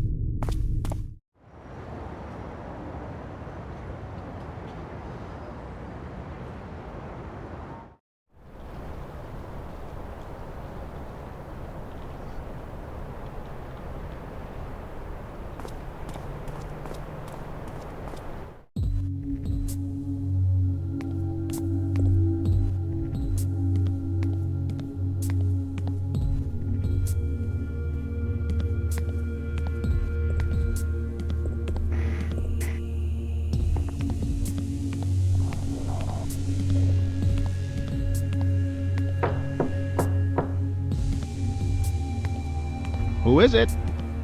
Agent McPherson, FBI. I have a few questions I'd like to ask you, if you have the time. I have time for the pretty agent. May I come in? Sure. Geez, sorry I asked. What? Oh, nothing. Just thinking out loud. Oh, okay. Did you know a Natalie Kenworth? Yes, I did. So I imagine you also know that she was murdered about a month ago. Yes, and I already talked to a police officer about her. Yeah, I know, but I would appreciate if you could remind me. How did you know her? Friend? Just a classmate? Were you intimate? I was her tutor. She was studying in criminology, and I was helping her with some of her classes. She came here often. Do you know Cynthia Woods? Cynthia Woods? No, I don't think so. Are you sure? Maybe a photo would help. Oh, yes, I have seen her before. She's my neighbor's friend. I saw her at a party. That picture was taken there. So you're not close to Cynthia? No, she's more my neighbor's friend. I think I saw her twice in all, at the party and once in the hallway. Why? She was found brutally murdered in an abandoned apartment building. You don't think that... Hey, I'm always in here working on my thesis. I never go out. I went to Mia's party because she invited me. I think she invited me so I wouldn't complain about the noise. Mia's the other girl in the picture? Yes, she's my neighbor. Your thesis, what's the subject? I'm doing it on a serial murder case called the Perlovka Ripper. It happened in the late 20s. Well, you don't say. Are you familiar with the case? You could say that, yes. Do you mind if I take a look at it? Sure, I'll even print you up a copy.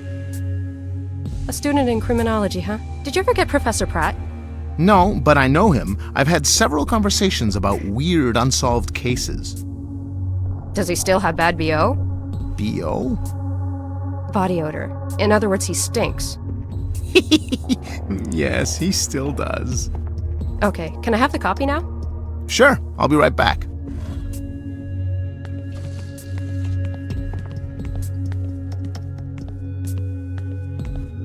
Now's my chance. I should swipe something to get prints.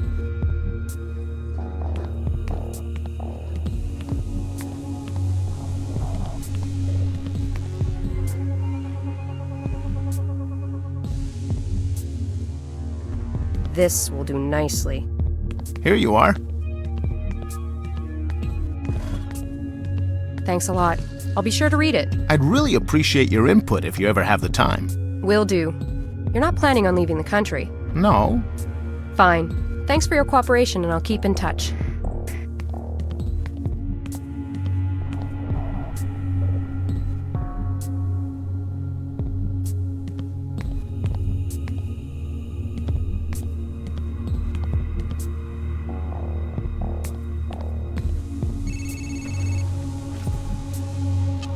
Hello? Hey, it's me. What's up? Nothing much. I was just calling to say I was on my way to visit Victim 5's roommate. Maybe she can tell us more about Vaclav and the other girl in the picture. No need, I know who she is. She's Vaclav's neighbor. Actually, I just finished the interview. How did it go? He's harmless. Anyways, he doesn't fit the profile. But I did nick a little something with prints. I'm taking it over to Claire for comparisons. Great idea, but we can't use it though if he checks out. I know. Call me if you get anything interesting out of the roommate. Will do. Bye. Bye.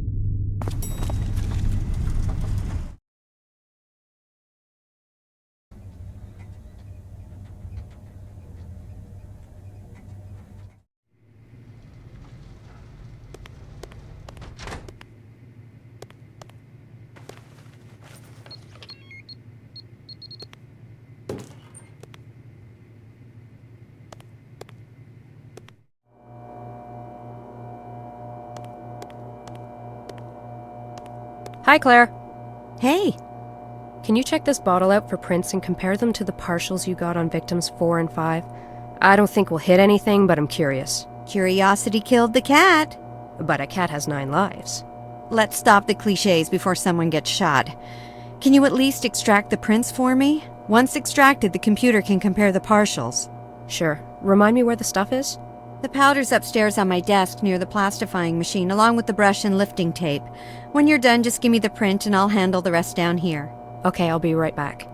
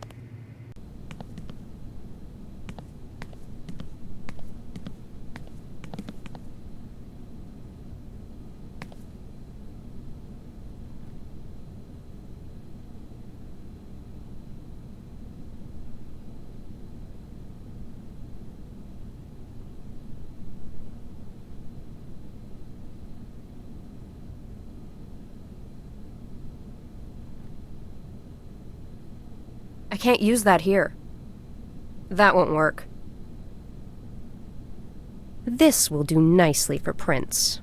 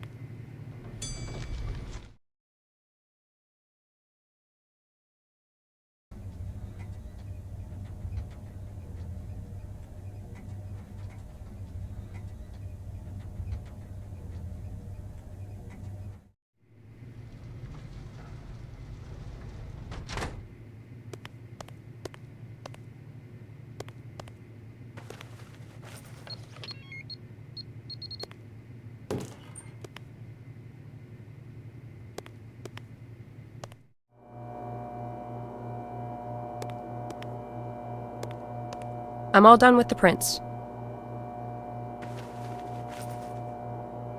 I'll have the results soon. Where are you off to now? Back to my dad's. I've got some reading to do. Well, okay. I'll call you if I get something. Okay, thanks a lot.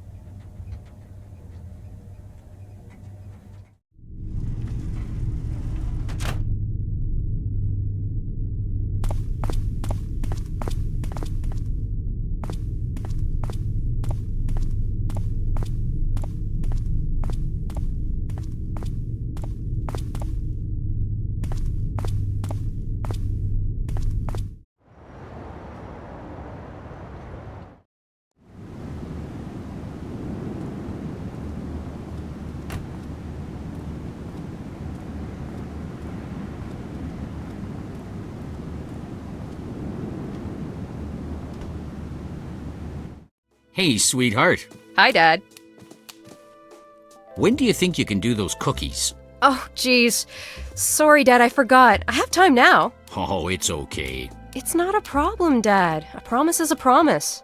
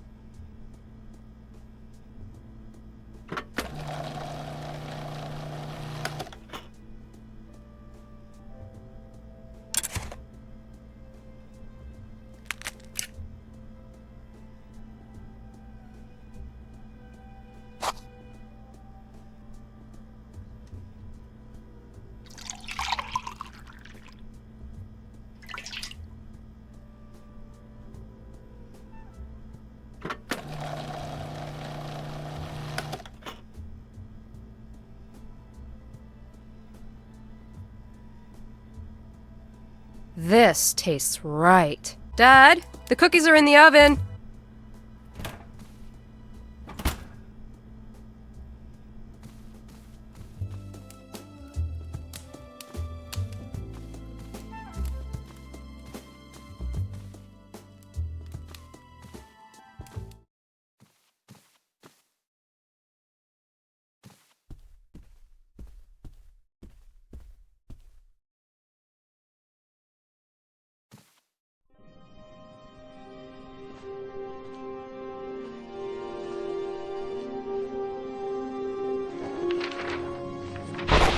The poor kid was badly scarred. The killer stabbed her 7 times before she finally escaped to the streets. Otakar's boy Roman found her and brought her here. She's only 16, for God's sake.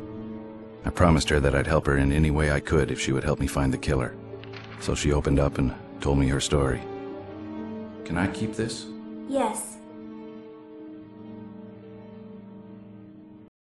I'm Gustav McPherson. I'm a private eye hired to help find and arrest the person who attacked you. I'm Vladana Tominova. I haven't said that in a long time. I'm usually just Vladana. Do you feel up to a few questions? I can always come back later. No, that's okay. You can ask me questions if you wish, but I'm afraid I won't be much help. Besides the sketch you gave me, can you describe your attacker with a little more detail? The top hat was black, and so was his cloak. The mask was silver-white. It had motifs on it, but nothing I can describe accurately. When were you attacked? About 2 months ago. Where did it happen? It happened near the park. I was coming back from Mark's studio, and... Take your time. It was very foggy that evening.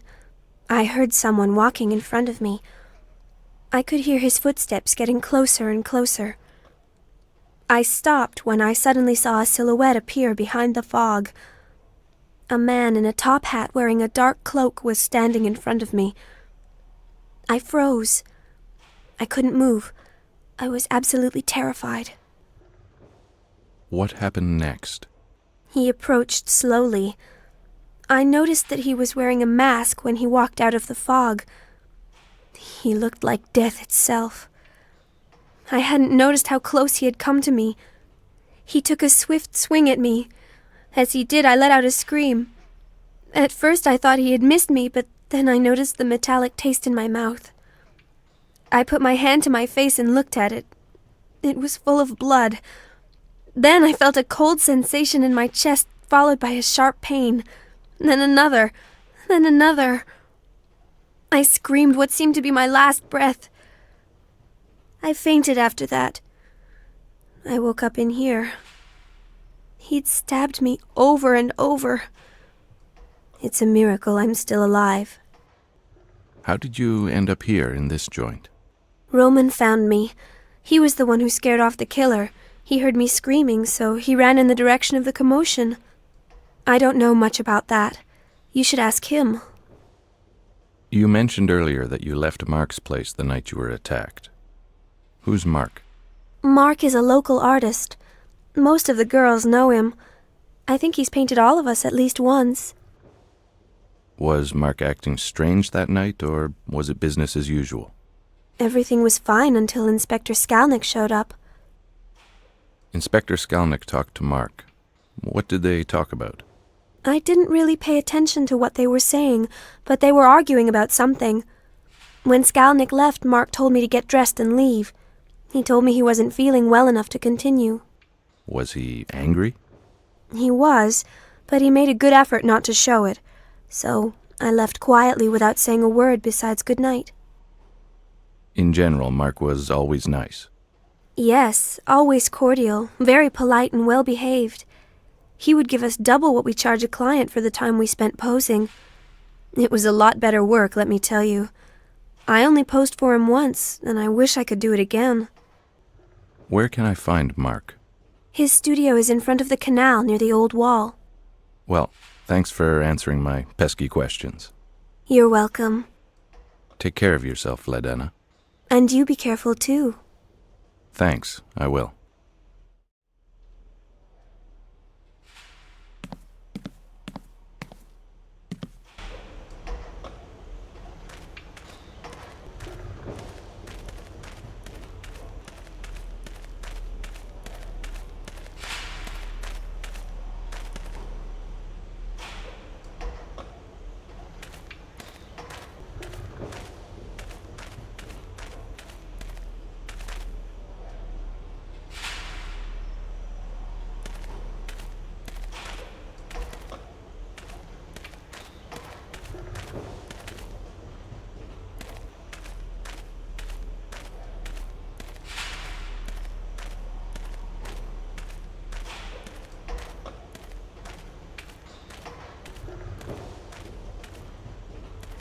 I see you've solved the dog problem.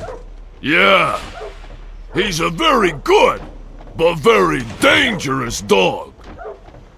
What is this place exactly? This is our inheritance. Great, isn't it? Peter and me took care of this place after our father died. How'd you get mixed up with a guy like Ottokar, if you don't mind my asking?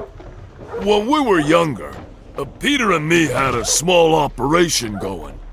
Petty theft was our main business. This place is perfect to hide stolen goods.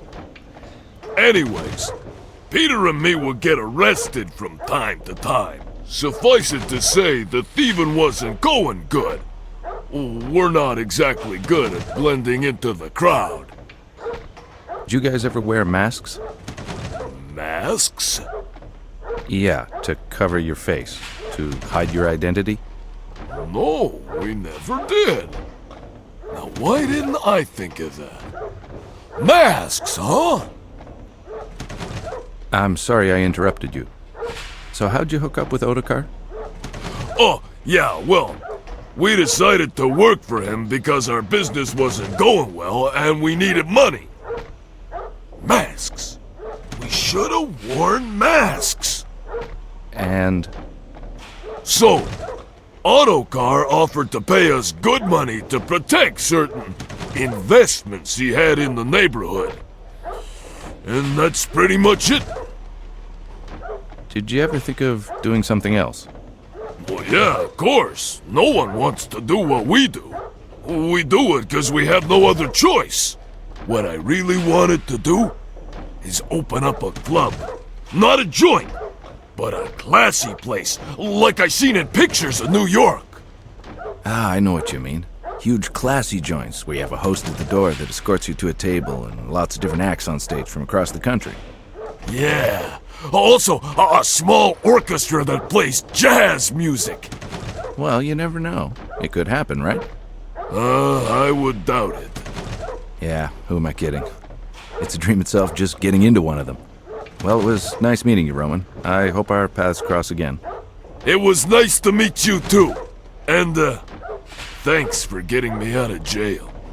Think nothing of it.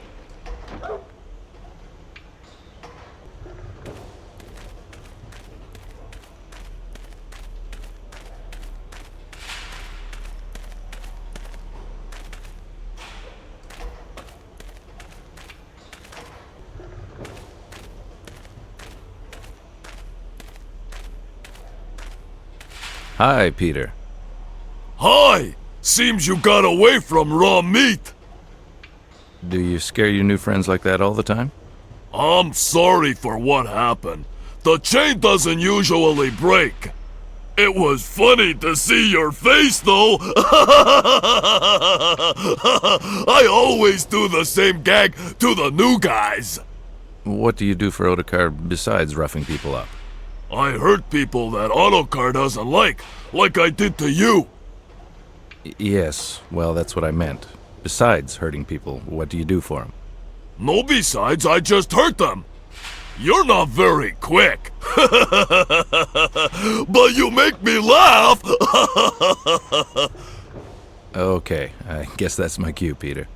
I'll leave you to your hurting people. But I think you should cut down on the raw meat gag. I need a new pair of shorts. Oh, that reminds me. I have to fix the chain.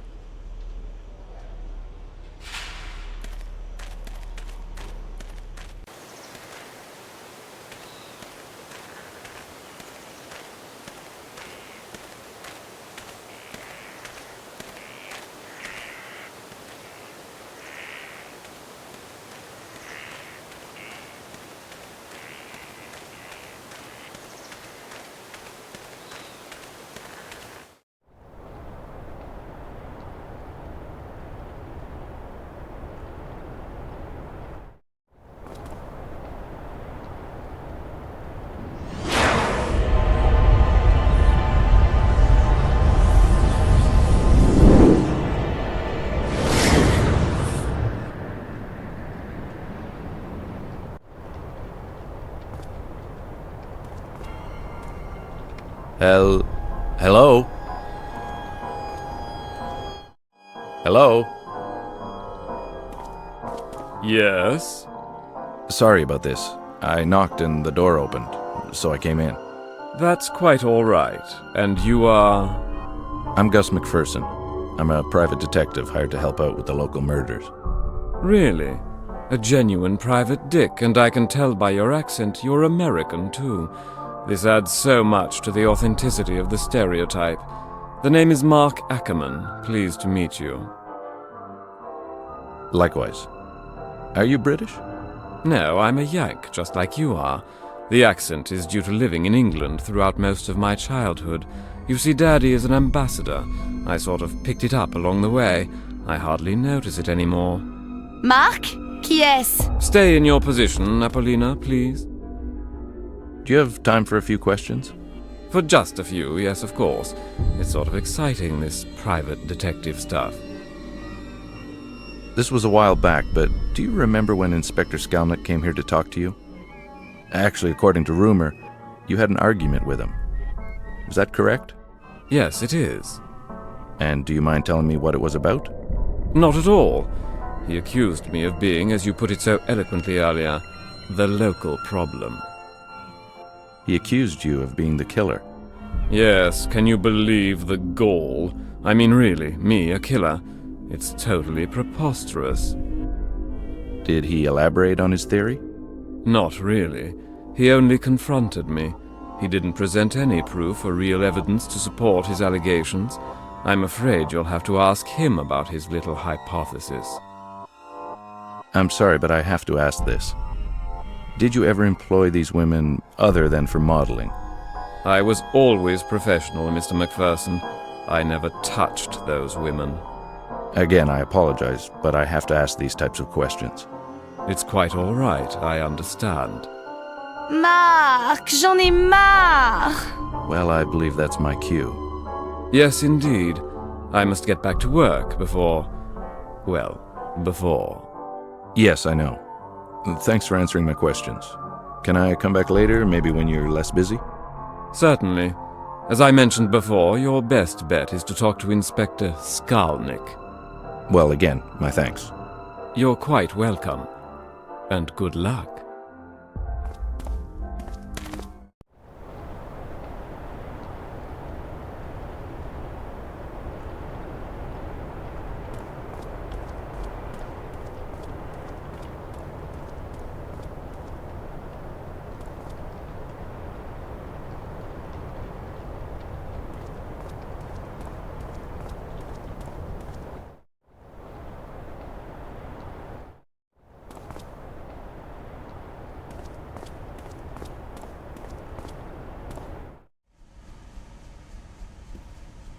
Hey, friend. Mr. McPherson, what can I do for you? I'd like to talk to your boss. Is he in now? As a matter of fact, he is. Are you going to pester him with annoying questions? How'd you know? A wild guess. Go right in, my friend. It's up the stairs at the end of the hall to your right. Thanks.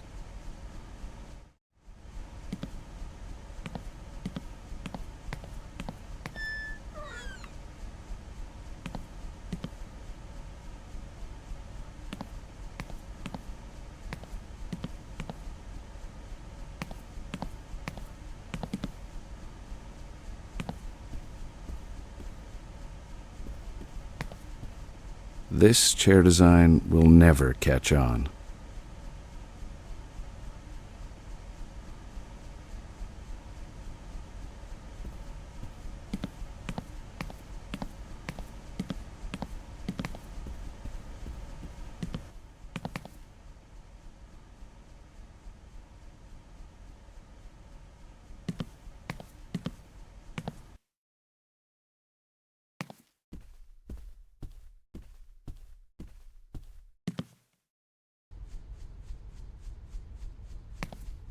I think everyone has at least a couple of these.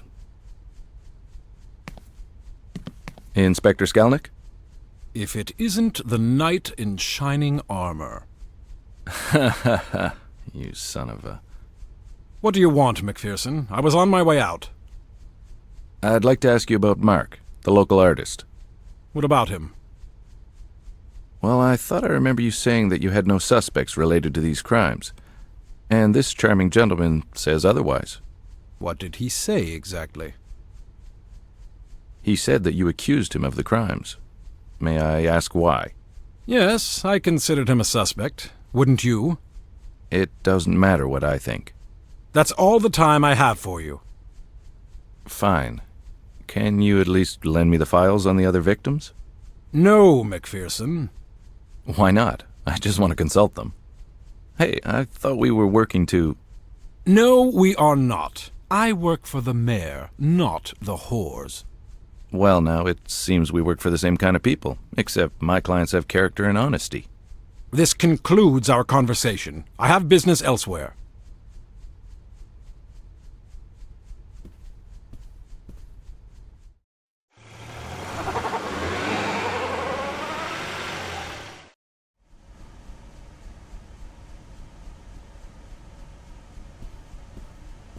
Hey, Kaz, I need another favor. What can I do? I need to get some files from Skalnik's office. Can you let me in?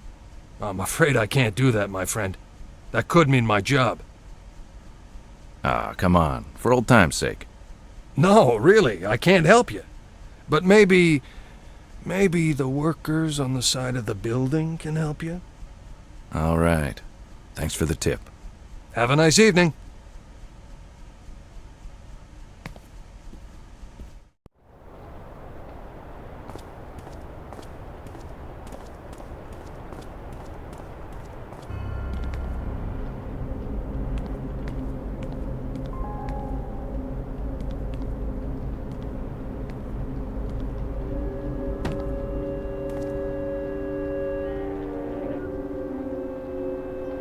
I have to manage a way up.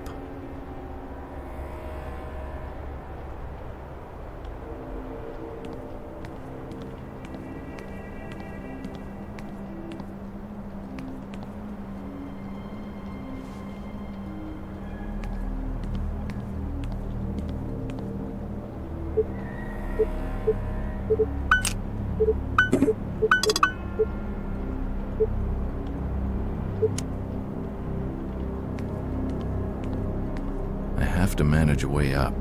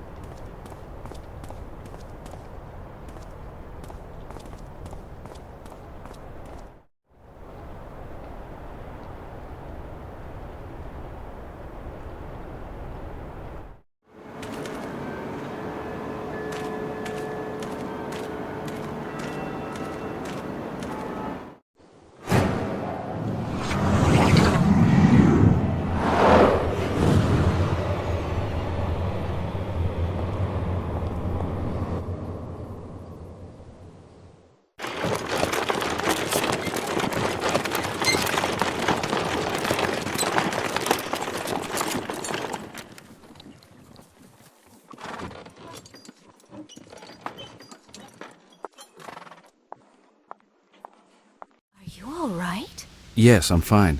Didn't we talk about you staying at home safely, behind a bolted door? Yes, we did, but we also talked about me going to see the doctor. Ah, yes, I remember that. So what did the doc say? Did he find the problem? Well, yes, he did. So what's wrong? Can I ask you a very serious question? Okay, now I'm worried. What is it? How serious are we? How serious? Well, why do you ask? Just answer the question. I'm sorry, Ida, but where is this going? Do you love me? Yes, of course I love you. Actually, love is too small a word. I lure you, I lurve you, I lobe you.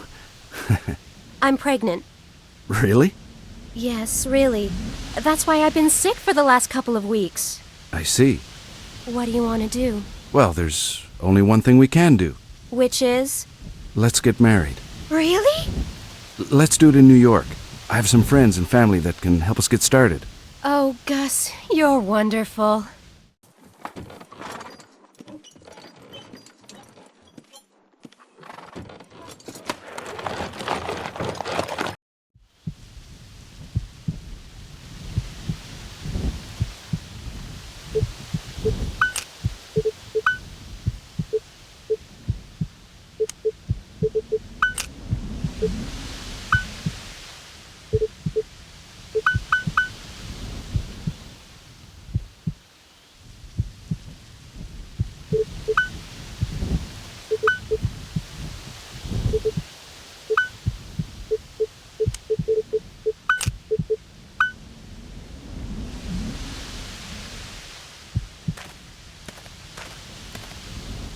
I don't see anything unusual.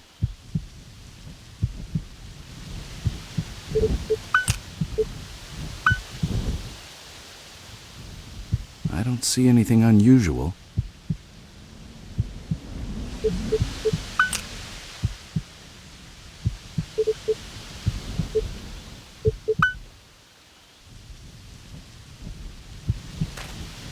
Looks like the benches have been changed.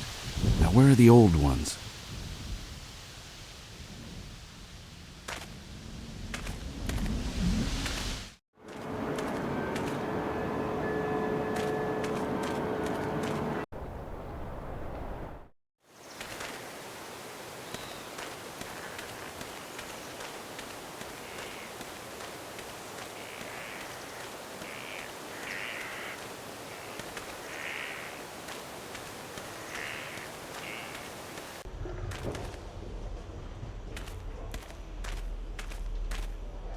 Hey, Peter.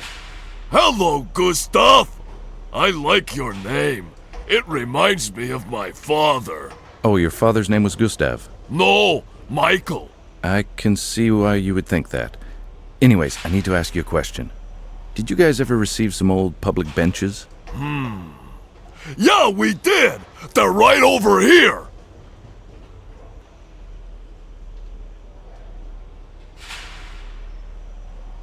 There you are! Thank you, my very large friend.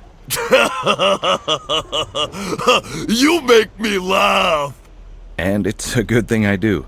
I'd hate to be on your bad side. Actually, I know what that's like.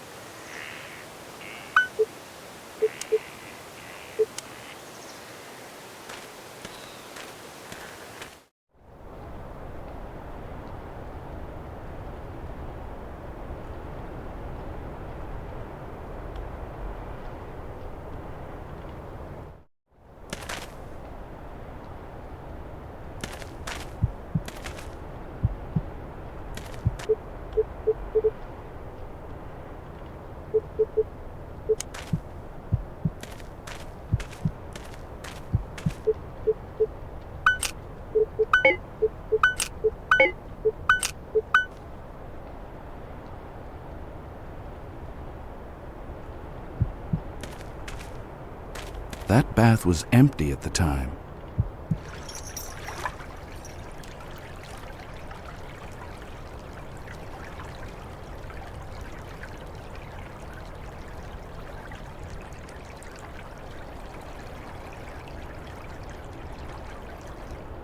This message was carved recently. Someone is leaving breadcrumbs.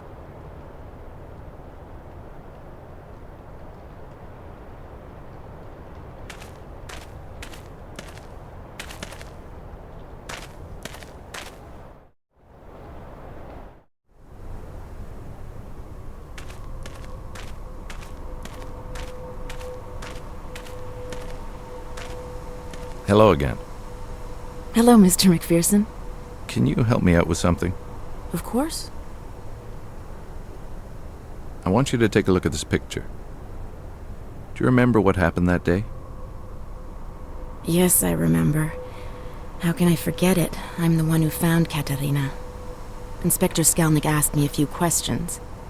At that particular time, was there something out of the ordinary?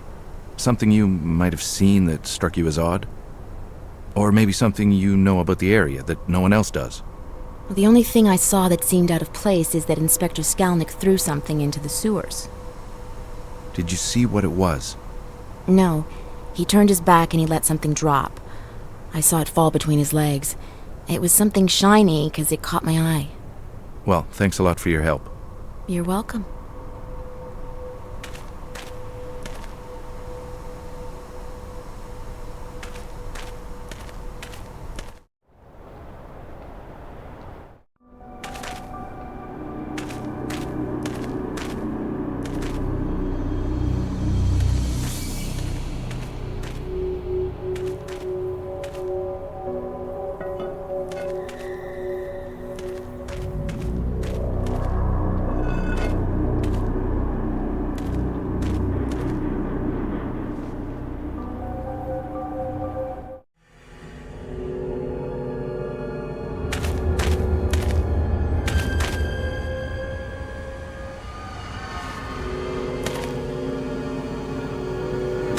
Strange.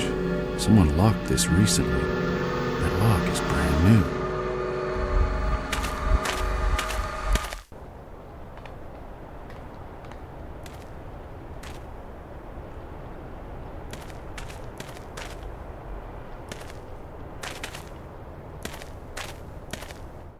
Gustav! Yes? I'm really worried for Apollina. Don't worry. She's with Mark, the painter. I know, but she should have been back by now. It never takes that long to model. You've modeled for him before? Yes, I did, and I didn't like it very much. Why? Well, I don't like him too much. Was he mean to you? No, actually, quite the contrary. He was always nice. Too nice. He just gives me the creeps. Anyway, can you do me a favor? Sure. Can you just go and look at Mark's studio? Okay, I'll have a look. And if Apollina's there, I say... That Milena wants to talk to you. I'll do as you wish. Thank you.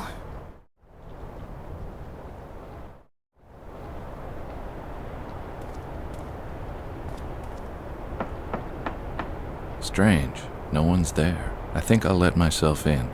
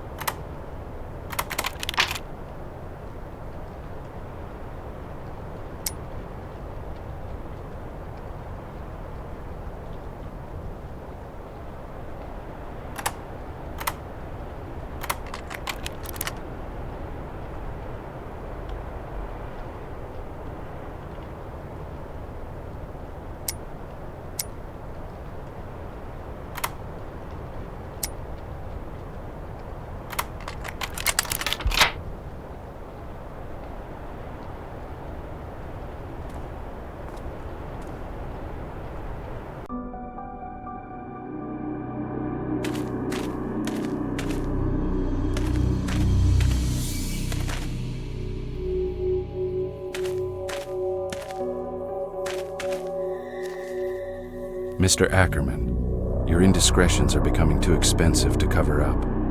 Your father is resigning as ambassador. You will be returning to America with him shortly. Get your affairs in order. Bell, U.S. Embassy.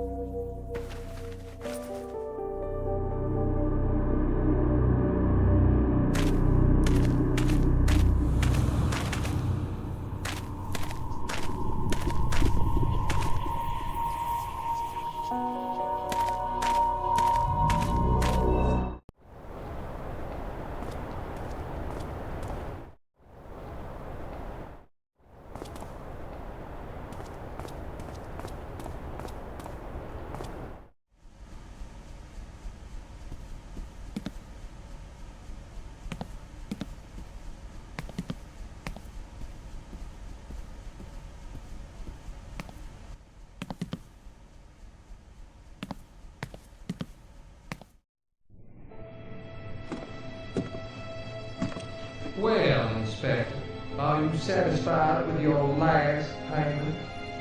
Yes, it's very adequate.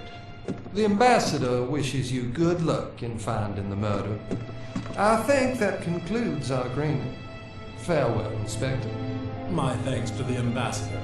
And as far as our murderer is concerned, well, let's just say I have the perfect man to take the fall. Why, that son of a bitch.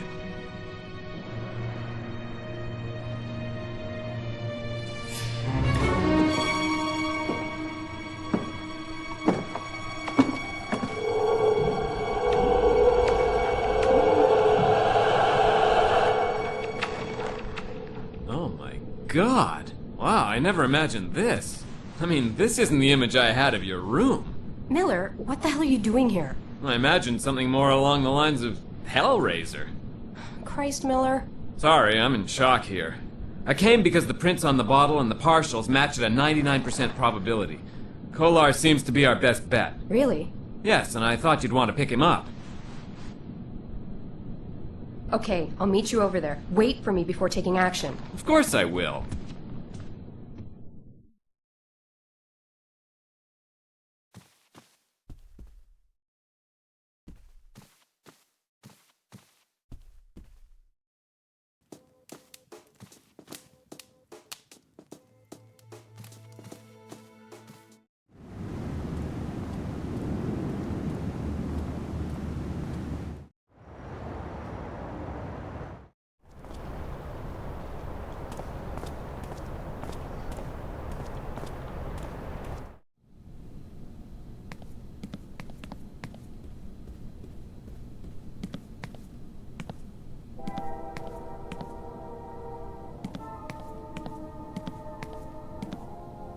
Hey, Miller.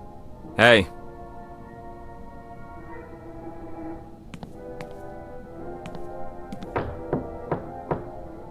Hey, Vaclav, we need to talk to you. The cute agent is back. What's the cute agent thing? Shh. Hey, listen. Did you hear that? What? It's probably a movie. No, I don't think so. Actually, I think it's from the movie Clockwork Nightmare.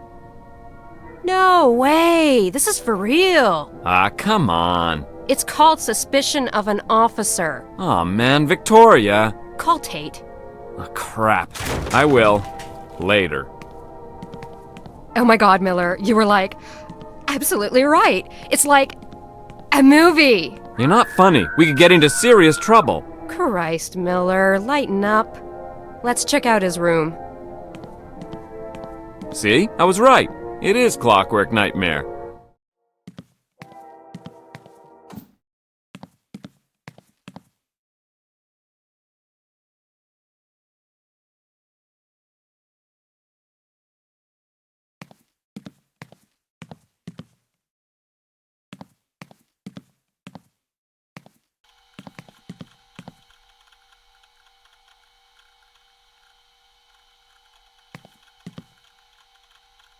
This guy is twisted. Oh, stop it. Did you see the pictures on the wall?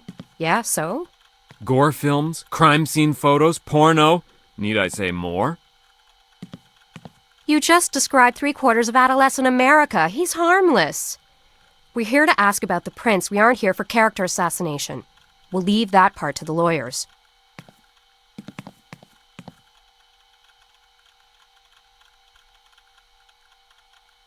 Hey, we need an officer to guard a door. I bet if I sprayed luminol all over the bed, I'd need sunglasses just to look at it.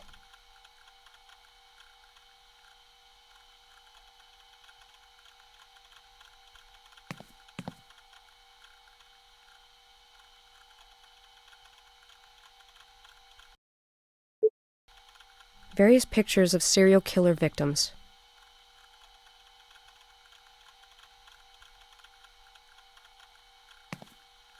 I think these dirty clothes have melded together to form a new life form.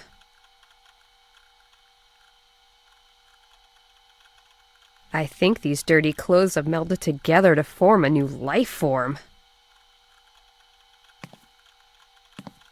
I didn't know they ever made a sequel to Clockwork Nightmare.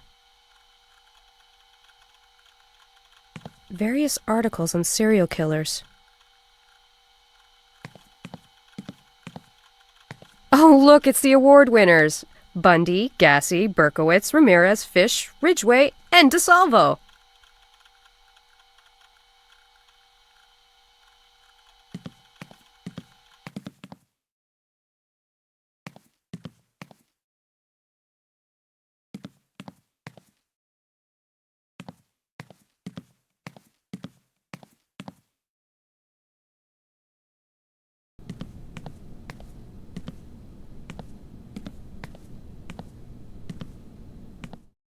What's going on? Police business, miss. Ouch. Hello. You must be Mia, right? Yes, and you seem to have me at a disadvantage. I'm Agent McPherson, and this is Detective Miller. You wouldn't happen to know where Vaclav might be? Actually, yes I do. I saw him at work. He was getting a massage or taking a hot bath, whichever. Where do you work?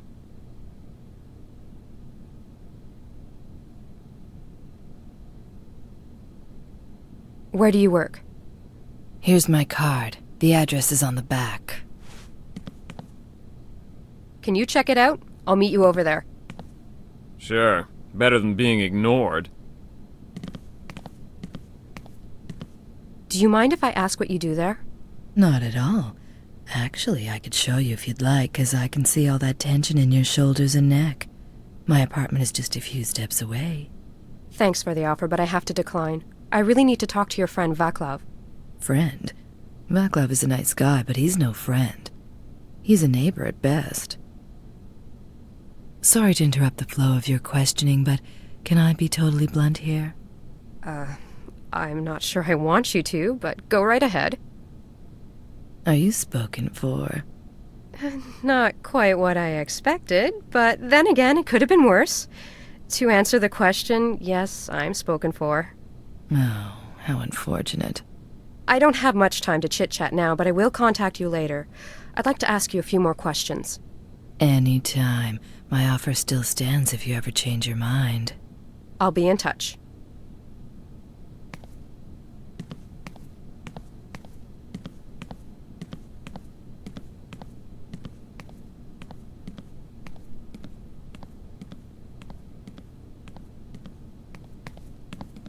You call, Miss McPherson? Yes, I need you to guard the door in case Vaclav Kolar shows up here. Description? About 5'8", black hair, glasses, and he has a scar on his face. Okay, I'll call in if he shows up. All right. Thanks, Tate.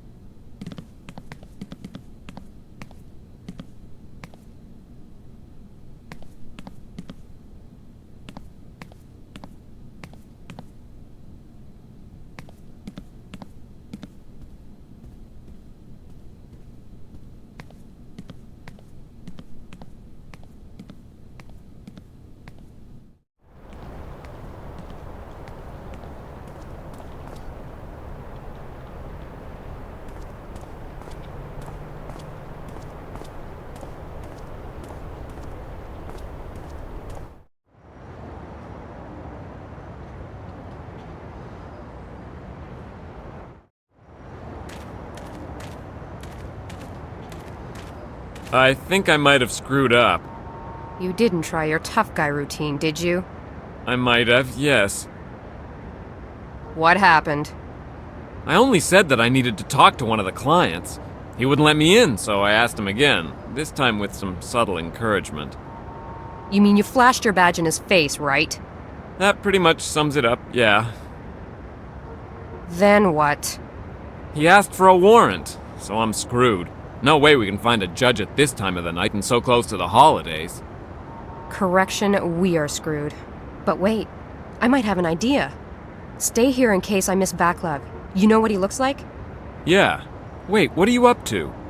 Just watch the door, I'll be right back.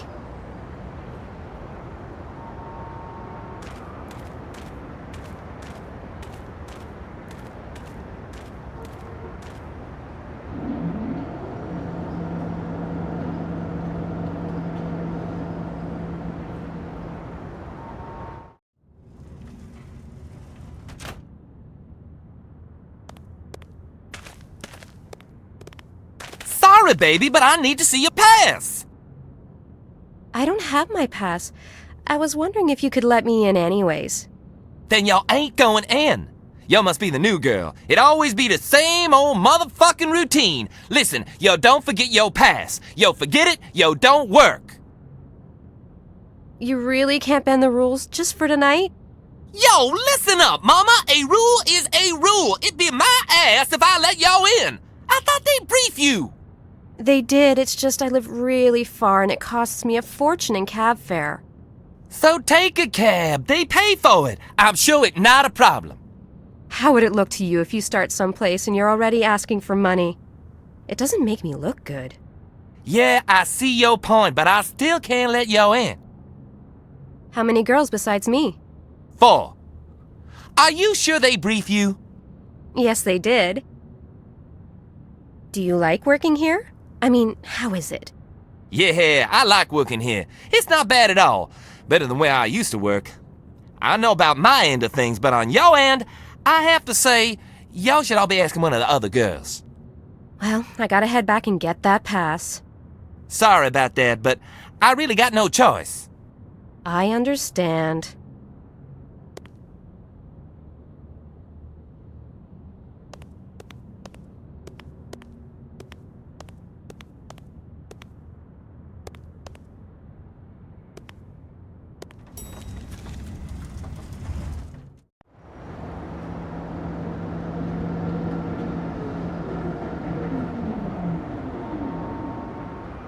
Your idea didn't work, I gather.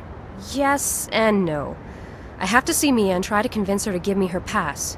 Can you stay here and watch the place in case Kohler decides to split? Sure. Can you get me some milk bones while you're at it?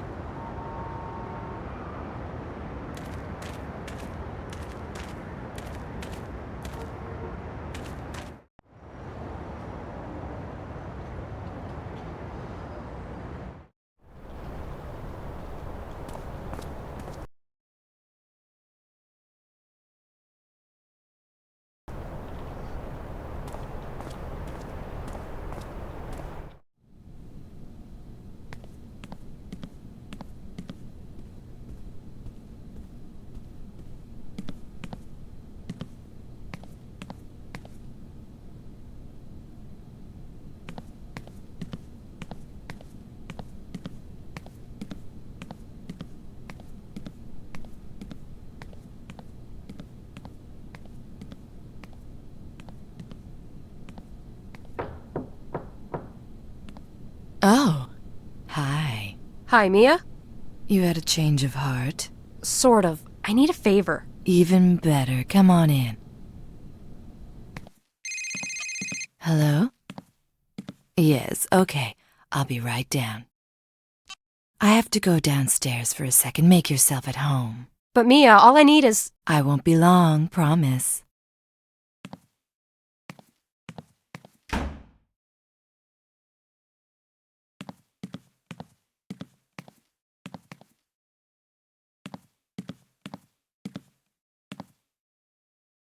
Nice bike.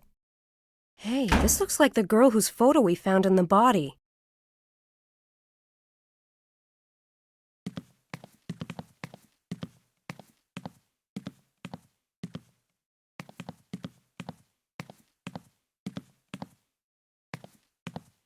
Mia, Who is this?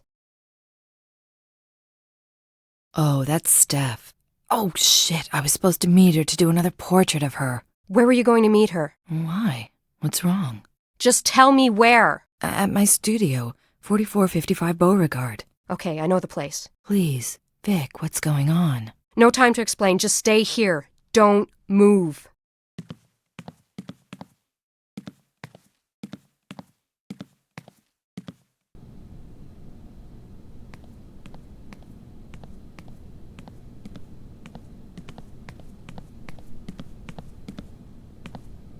Hey, Officer Tate, how you holding up? Oh, I can't complain. At least it's warm in here. So nothing, huh? Nothing. Not a goddamn thing. So, Agent McPherson, why'd y'all come back? Forget something? Sort of, yes. I have some more questions for Mia. Oh, I have to say thanks for the recommendation y'all gave to the vice captain. He was really impressed. My pleasure. And how did it go? Nothing official, but I'm probably in. Congratulations! That's great news. I just thought you should know, and thanks again for everything. Well, God knows you've earned it.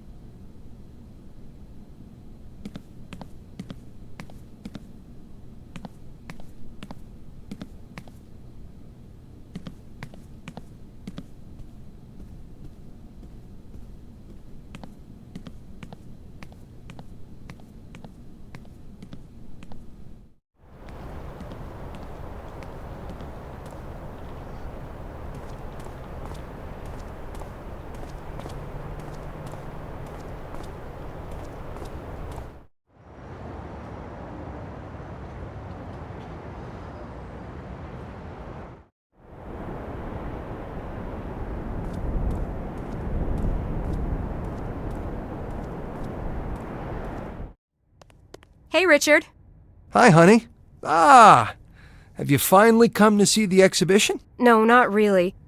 I need you to open the gate outside. I have to get into one of the studios. Sure, but why? I finally have a lead in my case. And it's in one of my studios? What's going on? Yes. Well, it's a person who might know the killer, and she's inside. I really need to talk to her. Okay, let's go.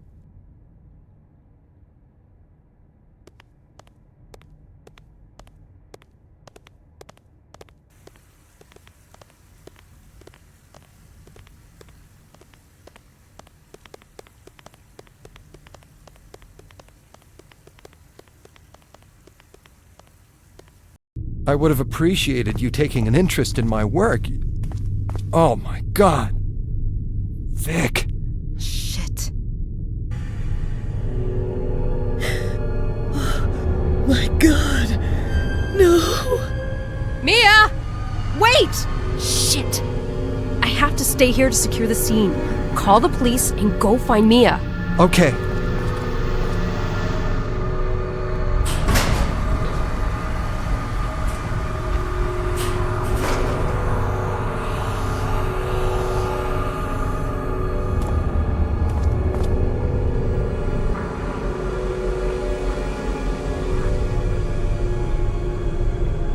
The rose is under the lift.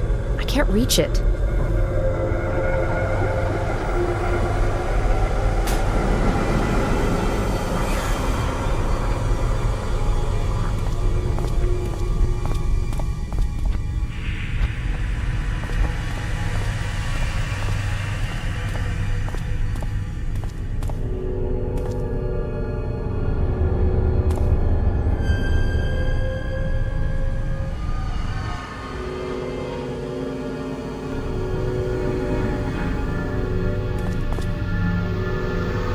It's written, a sinner's pardon.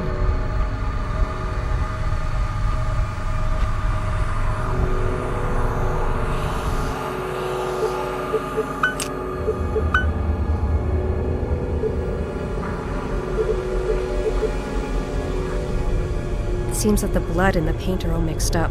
Claire's gonna have a field day.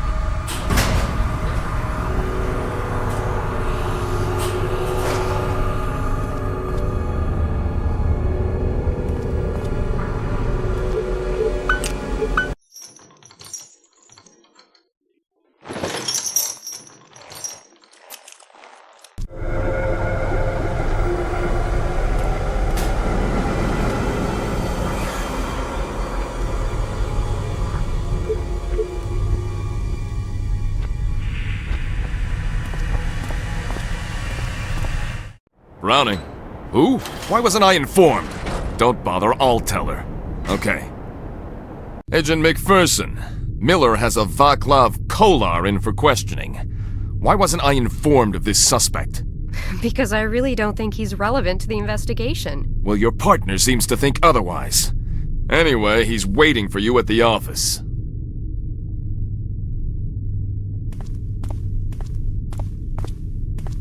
Hey, sweetie.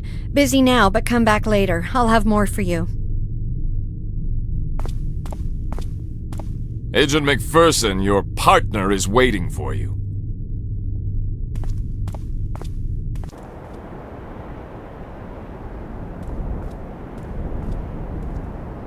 Yo, Miss McPherson. Y'all don't let that asshole Browning get to you.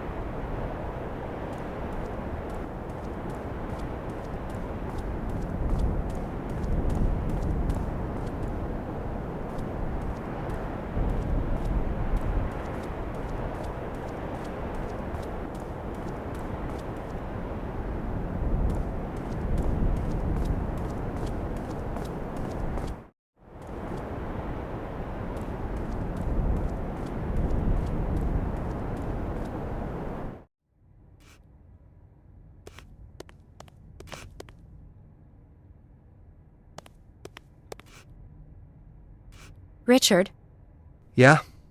is she okay? Not really. Okay, listen, try and comfort her as much as you can. I have to go to the office, but keep Mia here and don't let her out of your sight. Can you do that for me, please? She's important for my case. Sure, honey. It's not a problem. Thanks. See you later.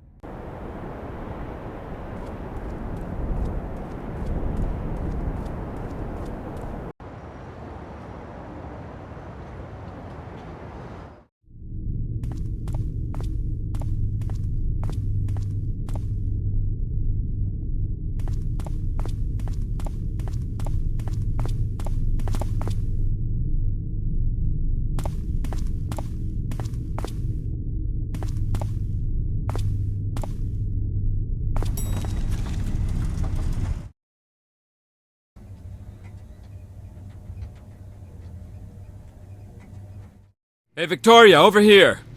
He's in there now. What happened? A new murder?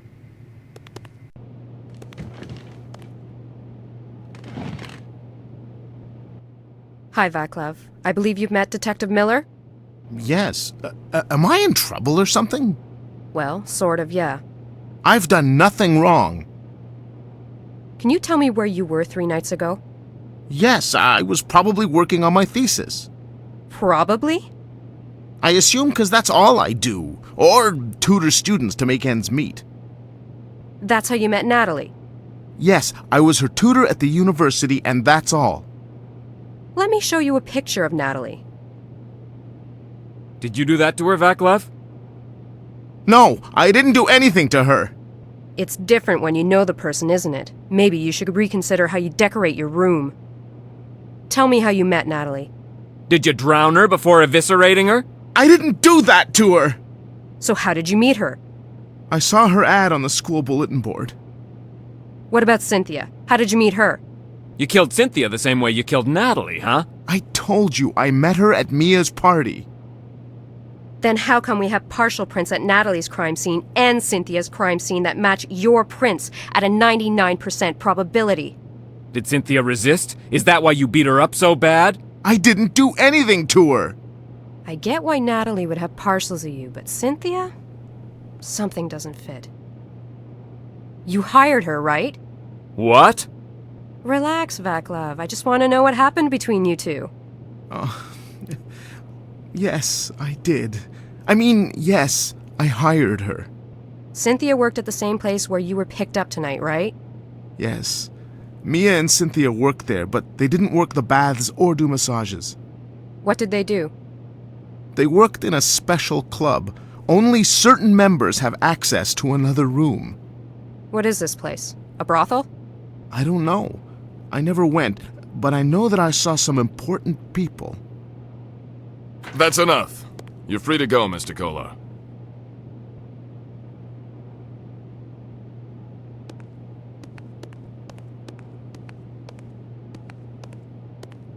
What the fuck was that? What was that, Detective Miller? Why are we letting him go? On what grounds? He's definitely not a suspect. The prints are a match, but they're circumstantial evidence. I'm out of here. Wait, Agent McPherson. No, you wait a goddamn minute, Browning. Prints are not circumstantial evidence, you idiot!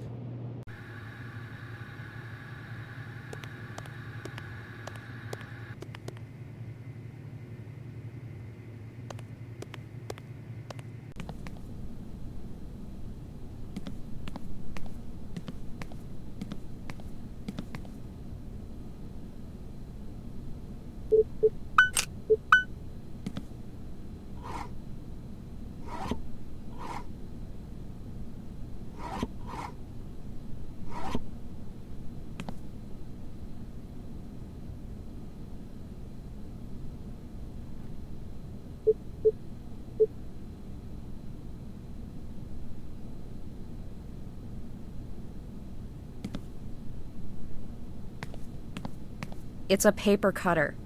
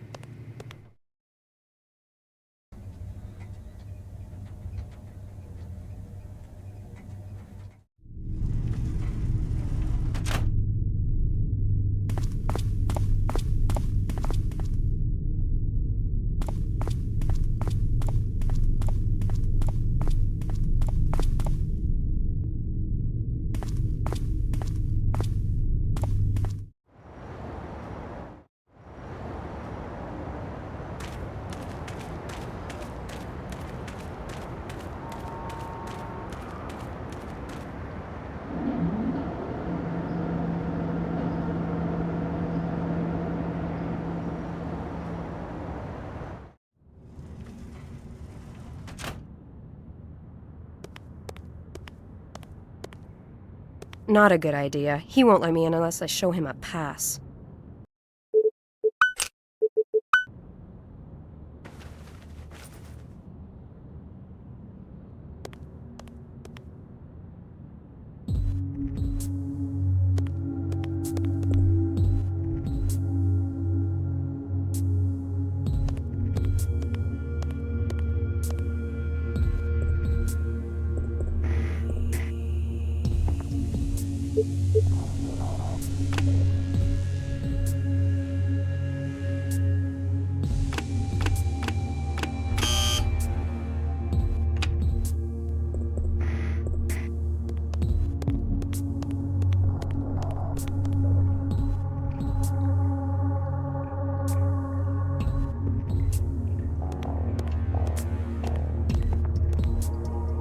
The title is Perfect Love.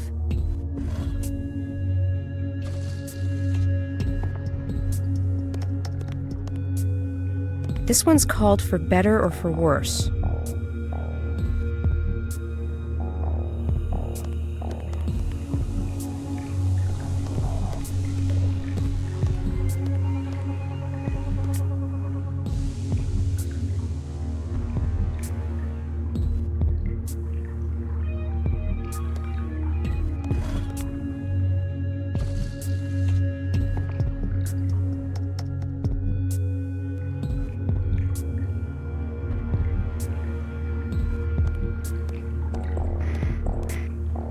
The title is Dark Wedding.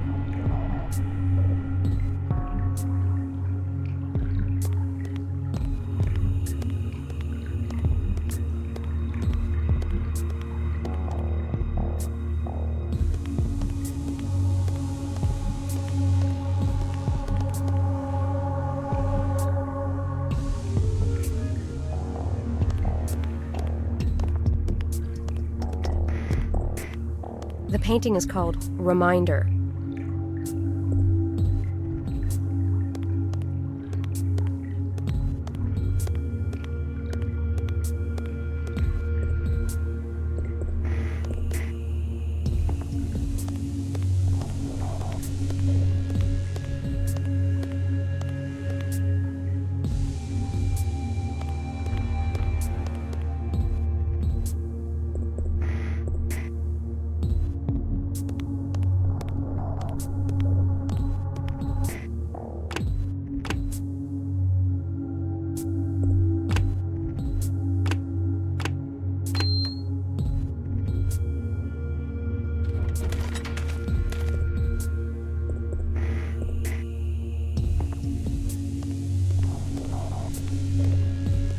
It says, I am the mistress of pain. Give me what I desire most. It says, I am the mistress of pain. Give me what I desire most. It says, I am the queen of secrets. Give me what I desire most.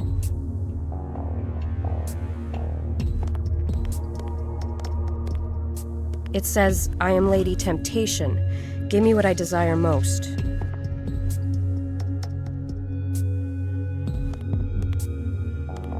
It says, I am the Baroness of Blood. Give me what I desire most.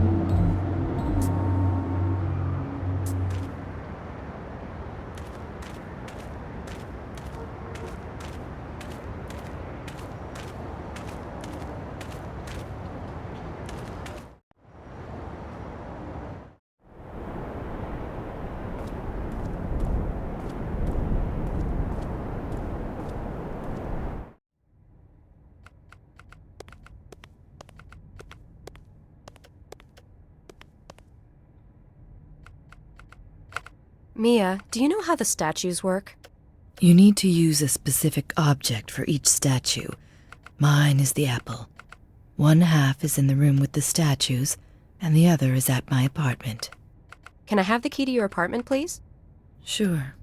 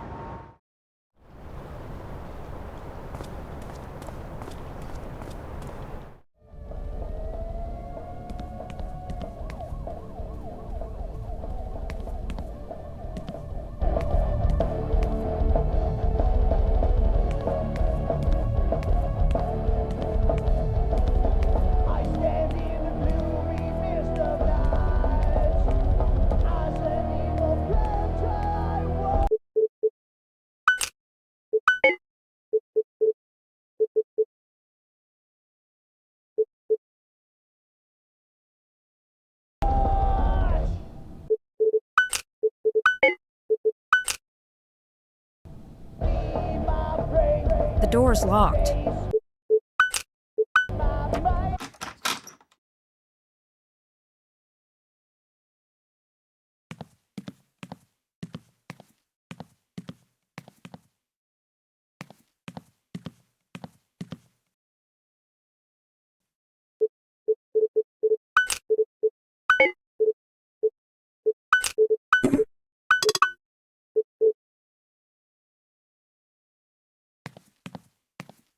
Nice bed.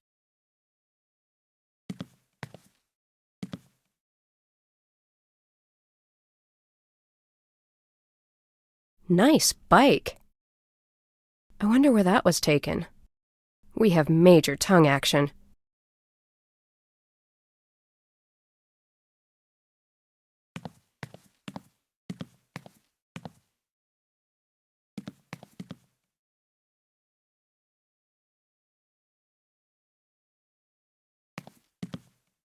Interesting, she has a $5,000 television, but she has a dial phone.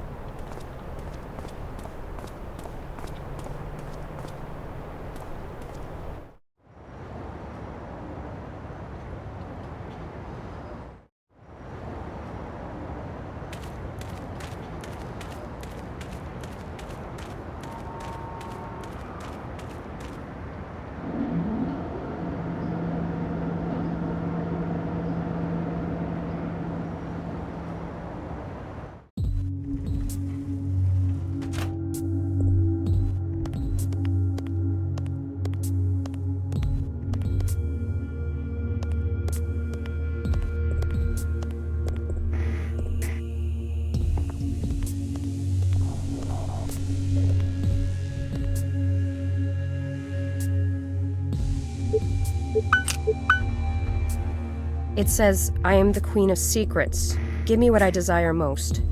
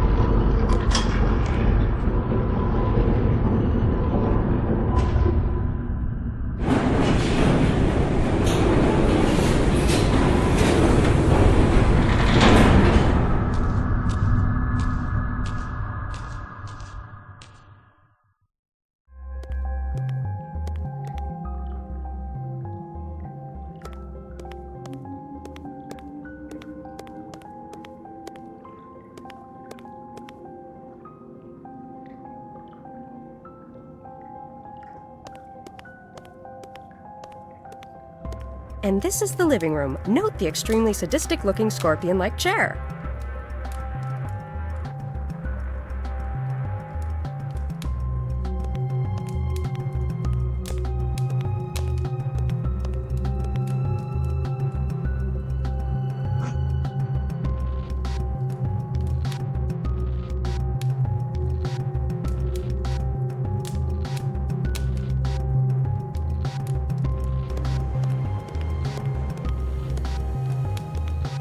It looks like there's a passageway through this fireplace. This is beginning to look like a B movie.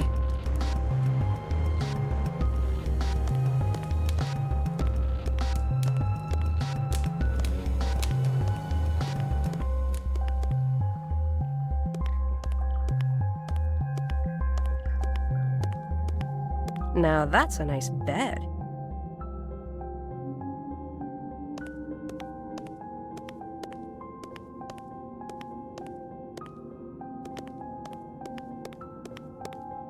Lavender-scented massage oil. I might nick me a bottle before I leave.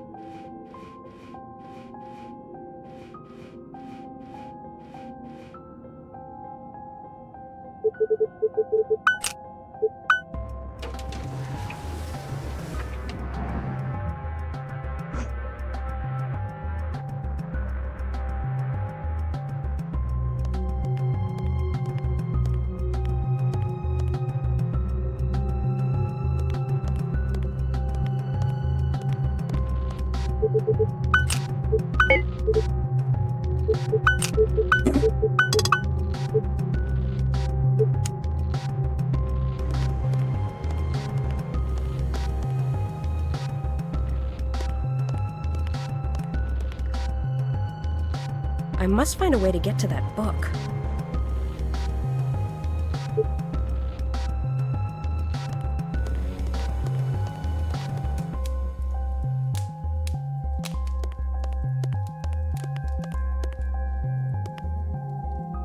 A keyhole. I need a key.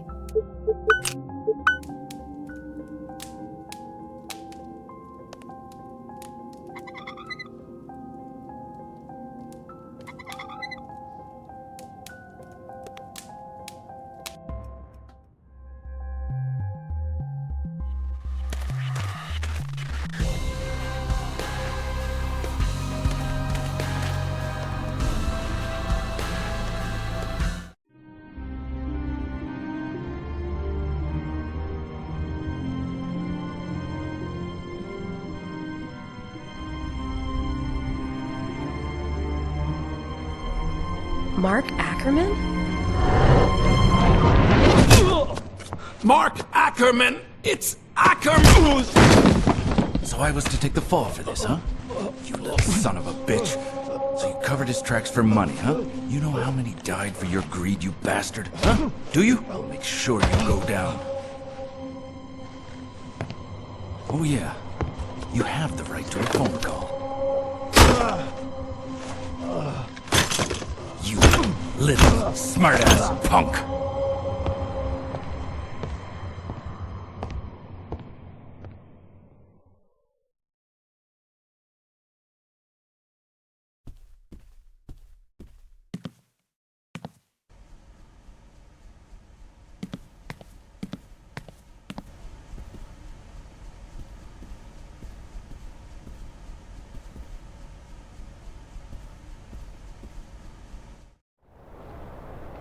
Gus!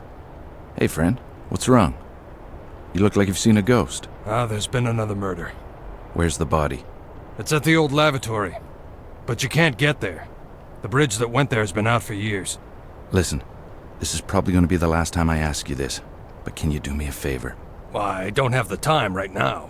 Time is the favor. Don't warn Skalnik right away. Just give me a head start. Can you do that for me? Okay, 5 minutes. No more, no less. Great. You take care of yourself. Goodbye, my friend. Goodbye? Oh, yeah. Goodbye.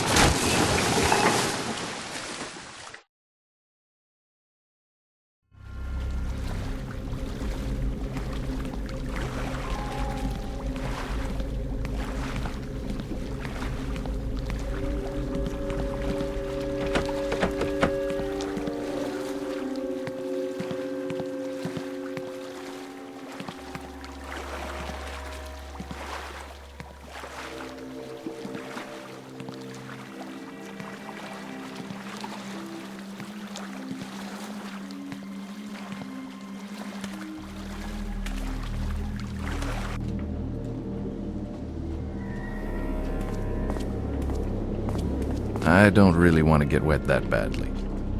Maybe there's a way of draining the reservoir.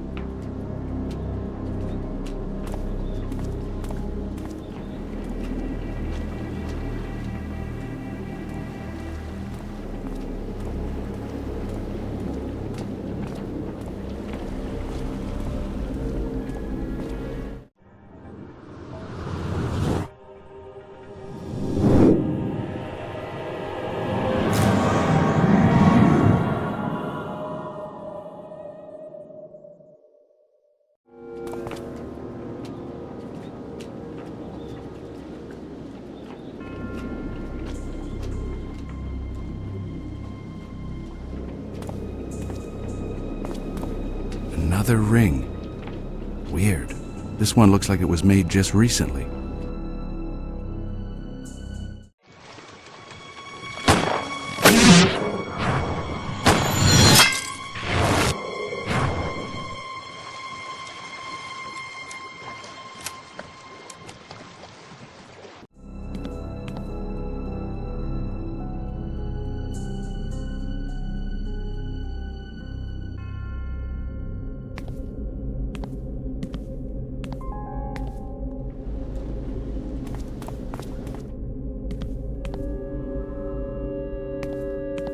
The door is locked.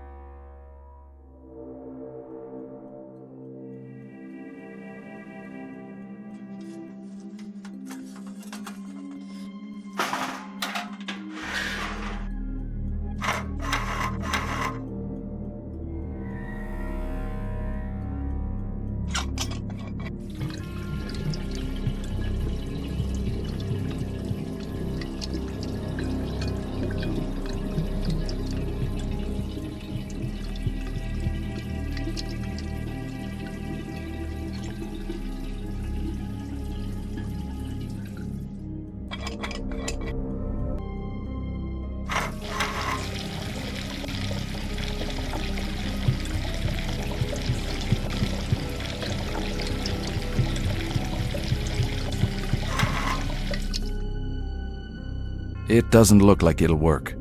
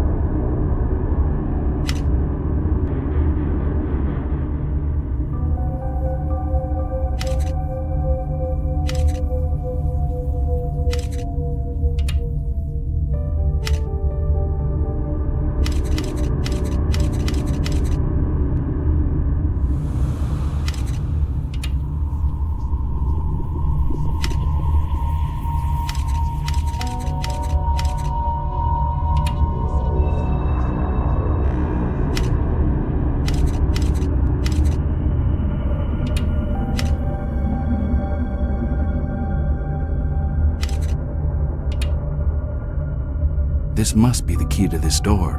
It won't budge.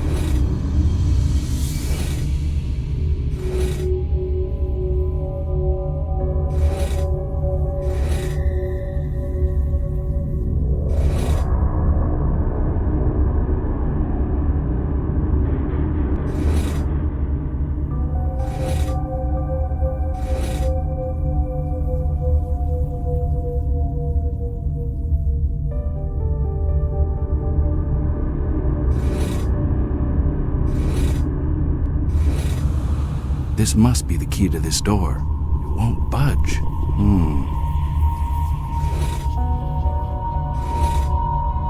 This must be the key to this door. It won't budge.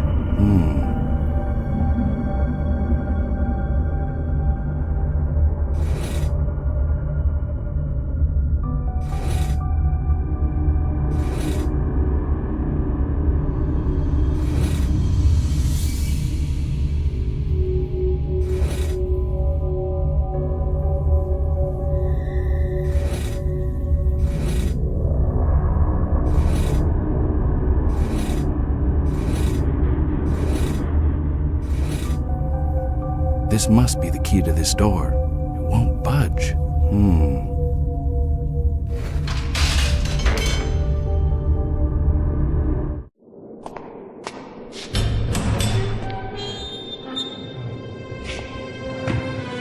What the hell?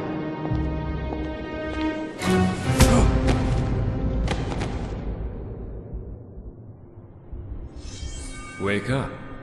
Wake up, Alice. Look, I'm glad you followed the breadcrumbs, Mr. McPherson. I wanted you to witness my latest masterpiece.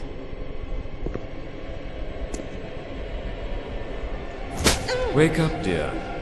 I wouldn't want you to miss the pain.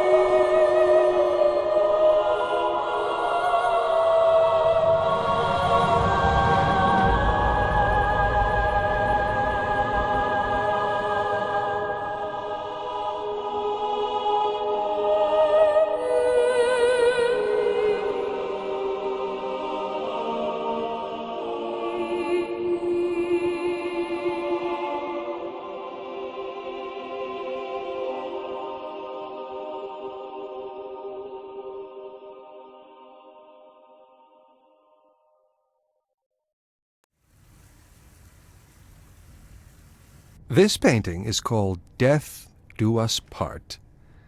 The woman in this painting appears to utterly disregard the suffering of the man kneeling on the ground beside her. Again, we see the recurrence of a dark tunnel, with an ominous figure lurking in the shadows. It seems as though Ackerman is attempting to recreate a moment in his childhood, with undertones of rape and suffering. Note the position of the man in this painting. He is vulnerable, weak, and exposed. Is this how Ackerman himself felt at the time? Cleansing of a soul. For the first time in Ackerman's work, a woman is depicted in a seductive manner. She floats on the canvas, her red cloak rippling in the wind, in contrast to the dead calm of the background. Red, representing passion and seduction, dominates the foreground, but is surrounded by ominous tones of dark purples, grays, and blacks, the colors of death. The woman's eyes are missing, perhaps representing increasing confusion and anger towards the women in his life. Bridge over troubled water. The woman in the foreground seems troubled and stares directly at us, seemingly unaware of the turmoil surrounding her. The vast and tumultuous sky, usually representative of freedom and openness, instead feels oppressive and looms eerily over the landscape. Is this Mark trying to get back at his mother? This painting is called Streets of Prague. Ackerman only lived in Prague for a few years. We can see the recurrence of a dark alleyway. Look at the colors in this painting. It's almost as if the walls are bruised and battered. Clearly, Ackerman had a very negative view of the city. A sinner's pardon.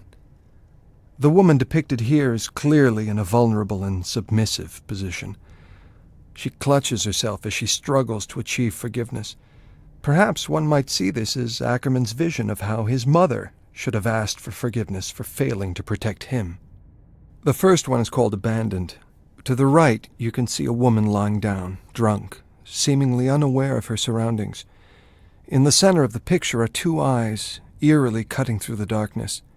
We know that Mark Ackerman was abused by his father, and felt that his mother, who knew what was happening, stayed passive and let the abuse continue.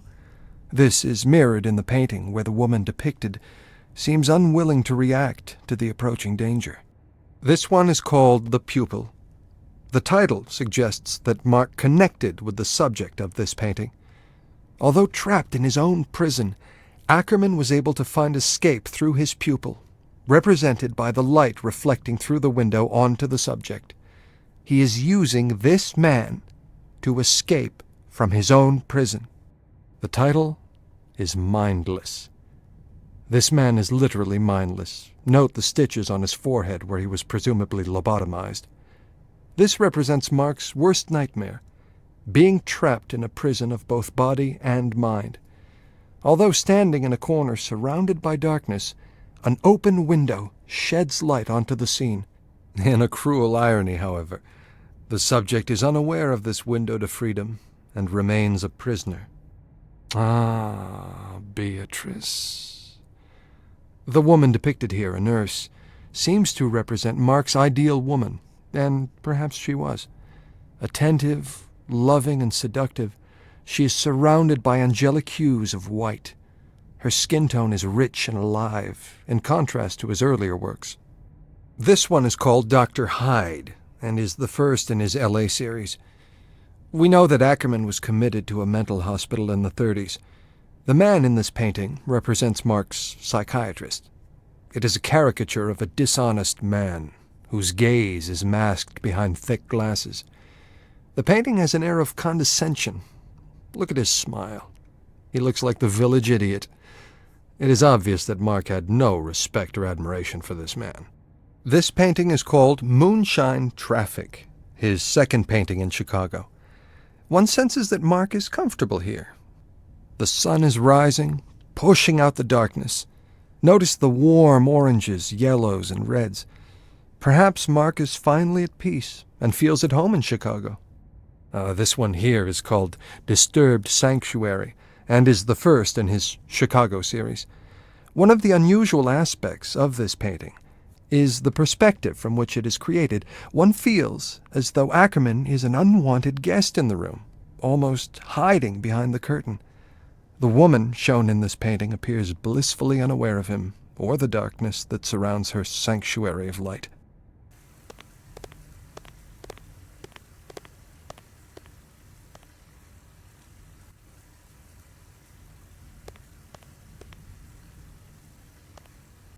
Mia, do you feel up for a few questions?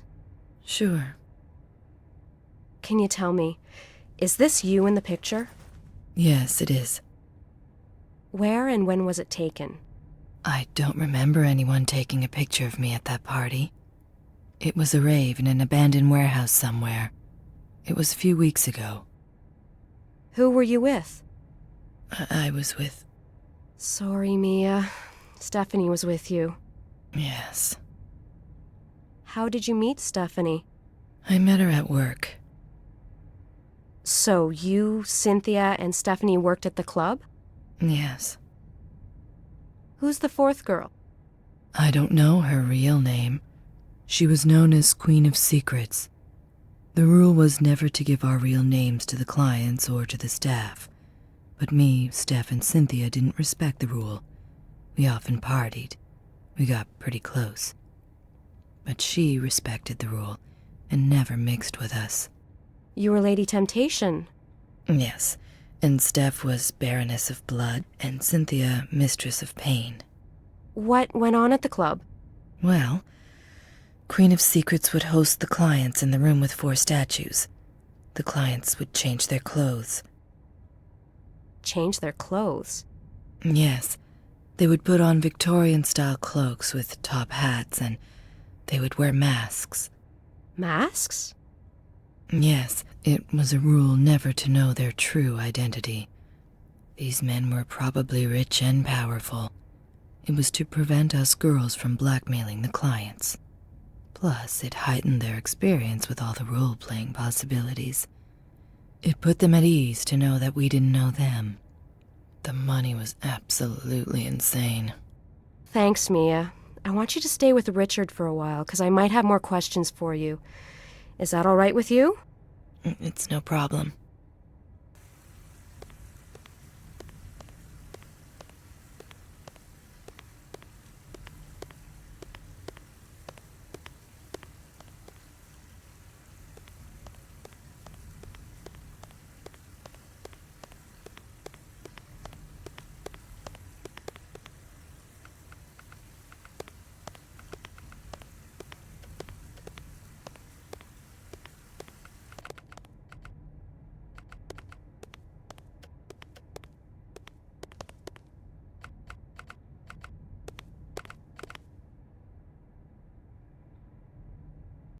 Do you have any more information about Mark Ackerman?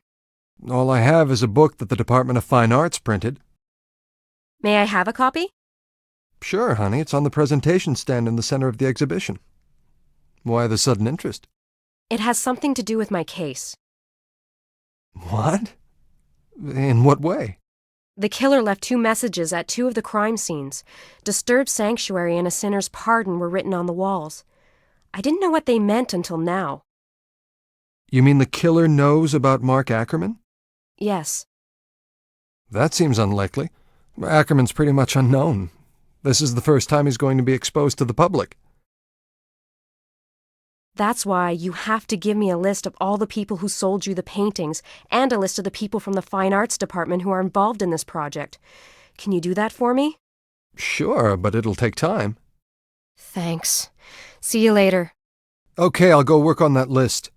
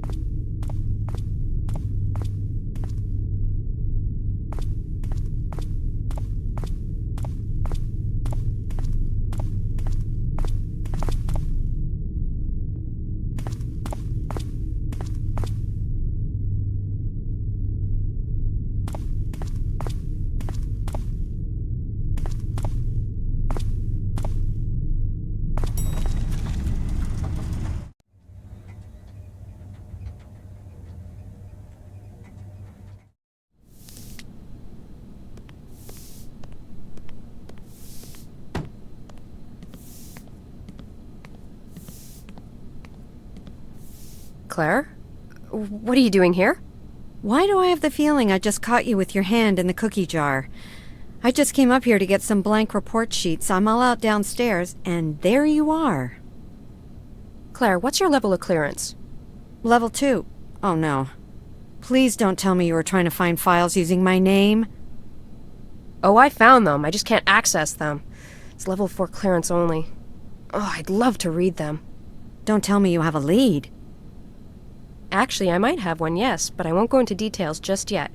I've been taught to never give any details before you have all the facts. Oh, really? Who's the idiot that taught you that? You did at Quantico. Remember? Yes, I remember.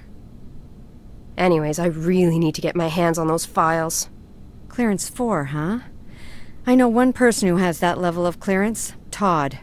We never had this conversation, and I certainly never said that you could try the computer in his office instead of trying to get me in trouble. Victoria? Uh-oh. You never call me Victoria unless it's serious. You usually cut corners, I know, but why do something that might actually cost you your job? Because I feel responsible for Stephanie's death. Okay, now how is that possible? When I chased our murderer on the rooftop, I had a chance to take him out and I didn't. Why? Did you freeze? I know that happens sometimes, even to the best. I'm sorry, but that sounded like a male impotent speech. Victoria, I'm being serious. I froze, sort of. I was hanging over the ledge. Victoria, I can't believe we're having this conversation. That's not a shot, and you know it. How is your falling to your death any good for the case? Thanks for the tip.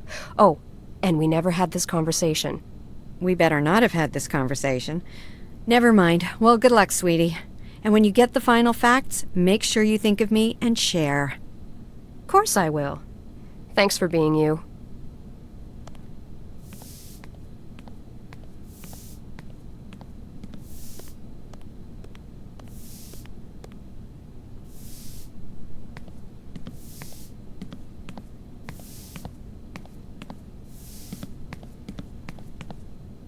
Hey, do you think I could borrow those keys? Over my dead body, señorita.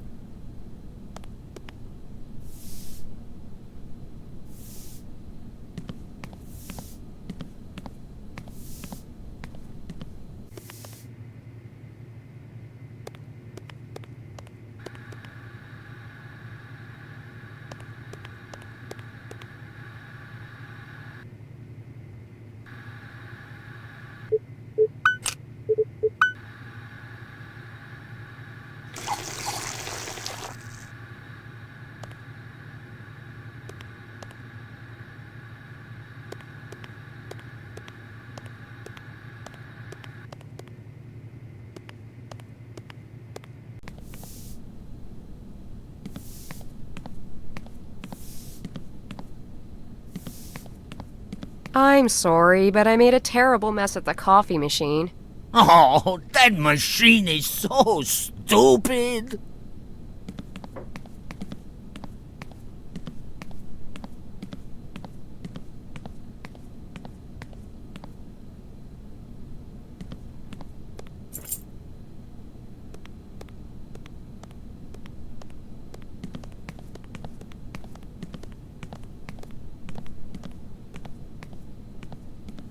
The boss's office. It's locked, of course.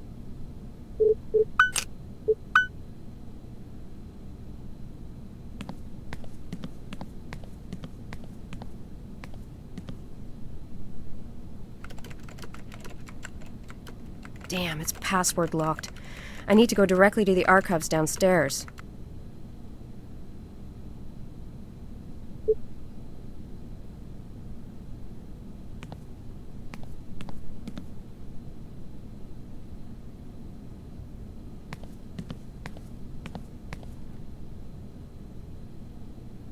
It's a print scanner.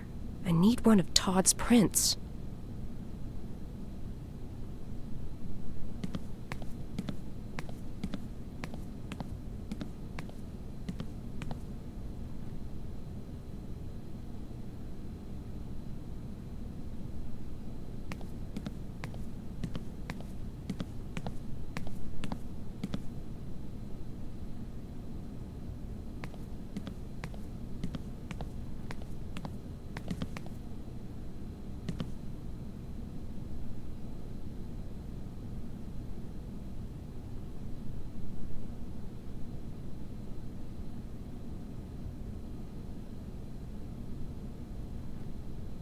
This will do nicely for prints.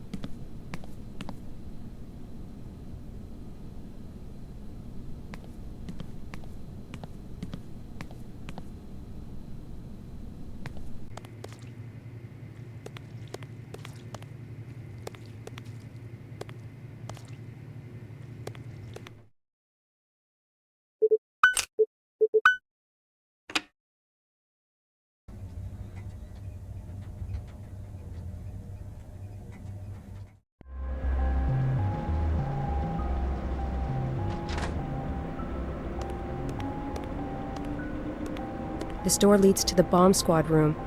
It's electronically locked. Maybe if I jolt the circuits, it will open.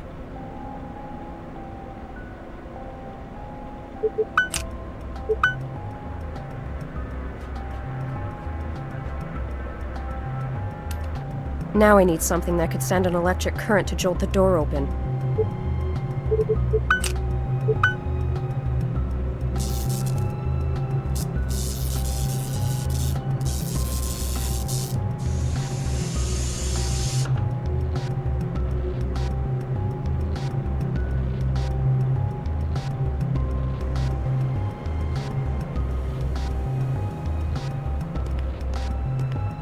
M16A1 assault rifle with forward assist and a birdcage flash suppressor holds a 20-round mag. The boys in SWAT have all the fun.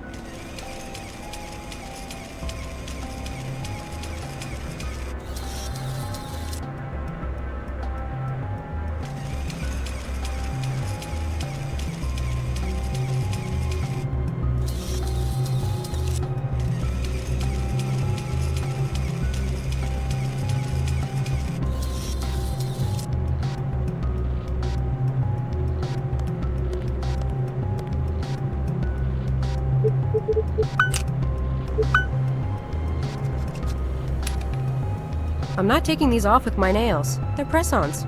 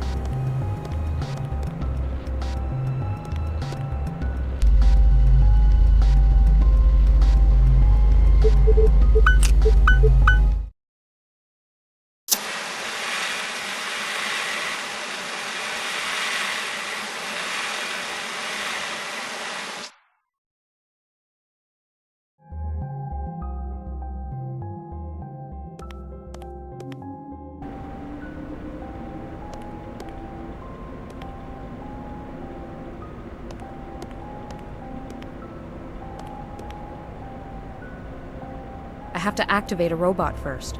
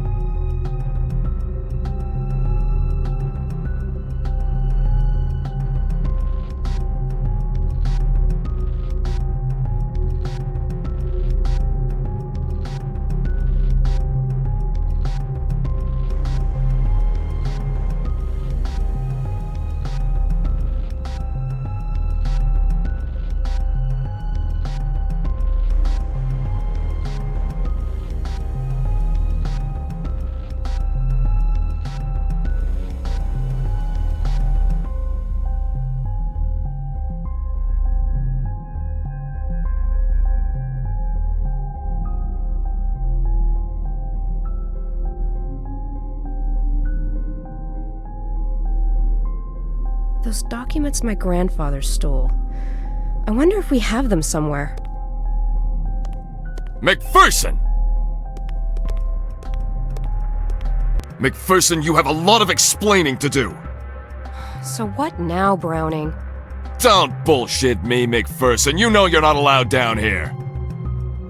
Listen, I'm actually getting things done as opposed to sitting on my ass and waiting for something to happen. Well, that's your job. It's to profile the killer, to try and guess his next move, not chasing murderers in dark alleys with a 4x4. You know, I think you've seen too many movies. Tell me something. Who's gonna pay for all the equipment you damaged down here? Oh, for fuck's sakes, just bill me, okay? I have no choice now but to suspend you. You'll have to justify your actions in front of the disciplinary committee. Actually, don't bother. I quit.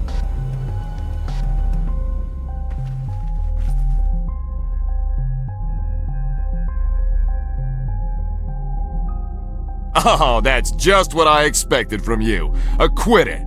You're nothing but a little rich girl who, when she doesn't get things her way, just quits. Fuck you, Browning. You don't know me. Maybe, but I know you're not getting away with this. I think I am, or a certain list of names of senators and high officials will go public. A list of names belonging to a certain S&M club? Hey, wasn't your name on that list too? How dare you! Just stay clear of me, Browning, or the press will have a field day. Hey, are you married? You little bitch! That's little rich bitch to you, Browning.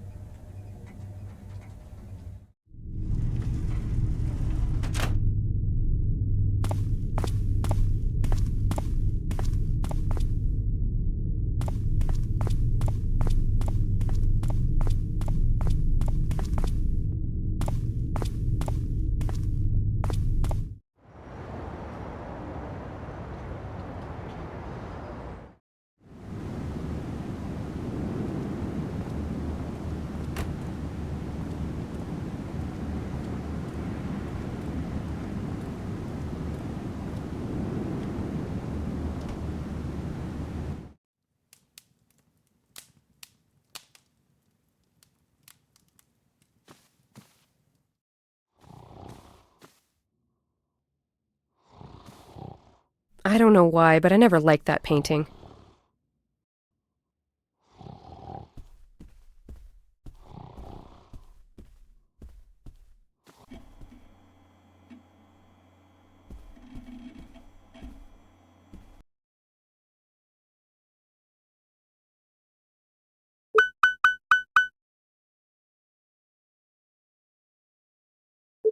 There's a lump here. I need something sharp to cut through, but I don't want to damage the painting.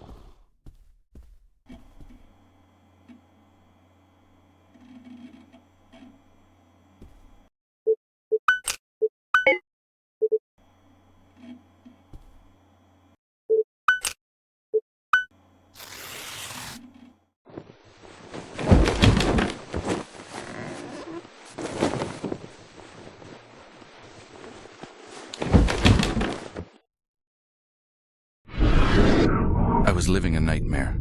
Edith's suffering had just ended, and mine was only beginning. I took to the streets, blinded by sorrow. Why couldn't I protect her? What if I hadn't taken the case? But Milena's sweet voice brought me back to reason. She suggested we hide somewhere since the police were sure to be looking for me. Vladana's place was the safest spot, but we couldn't stay for long. We all had our reasons for leaving Prague. As for me, I wanted to get back at the bastard. We got out of the city on a small boat, and a couple of Roman's friends set us up with a ride to another town. From there, we took a train to Le Havre, France. We bought 4 tickets for New York City. America wasn't the country I had left behind. Poverty was at an all-time high, and the economy at an all-time low. We managed to get in through some of my connections. Then I got this in the mail. One article was about a series of murders in Chicago that were the same as the ones in Prague. I contacted Chicago authorities, but they wanted more proof. Even so, it was enough for them to confront Herbert Ackerman. He countered with an offer they couldn't refuse. Money, lots of it. Ackerman's name was safe, but they forced him to commit Mark to an institution. Fearing blame for the murders, I crept into the offices and stole any documents that might protect me. I found a full confession signed by Ackerman telling the story of his son. That bastard is in the loony bin where he deserves to be. I heard that they moved out west. Some years after, a cop from LA contacted me about a case.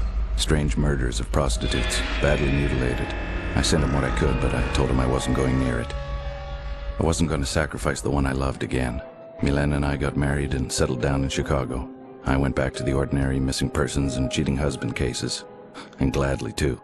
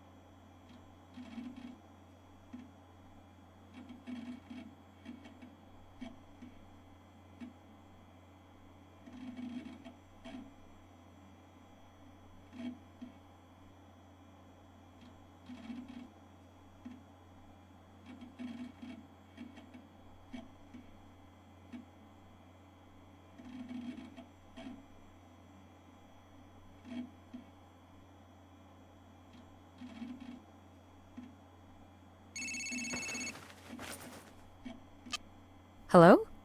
Hi, sweetie, it's me. Hey, what's up? I answered the phone at your desk because the damn thing kept ringing. Anyways, this guy named Vaclav something was a little hysterical. He said that he heard a scream and some noises coming from his neighbor's apartment. I figured it might be important, or you might know what he was talking about. Yes, I do, thanks. I'll check it out. Oh, did you find anything in the files you were looking to access? Yes, but not as breathtakingly revealing as I'd anticipated. But it's given me a new lead. I think I'm going to LA. LA? Why LA? It'd be too long to explain, but I'll fill you in as soon as I get the chance. Before you leave, I hope. I'll try. Anyways, I gotta see what's wrong over at the campus. Okay, sweetie. You be careful. I always am. Bye. Bye.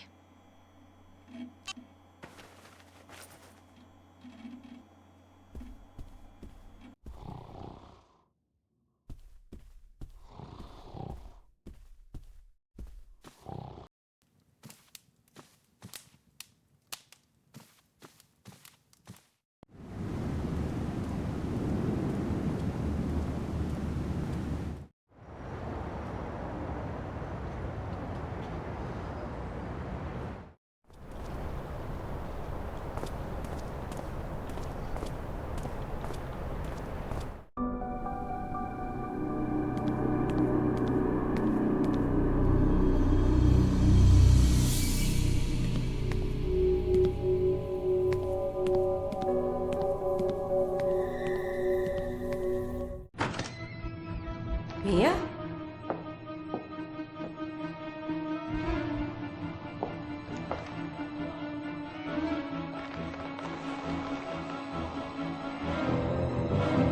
Oh, shit. Mia!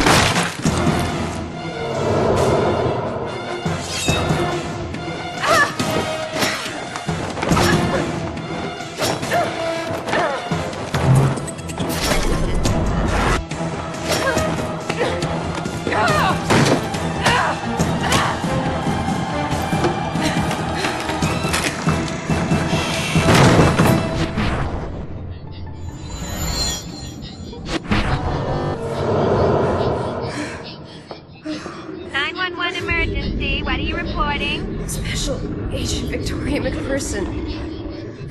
I need assistance. Yes, ma'am. Please give me the address and location. I'm at the university. I'm...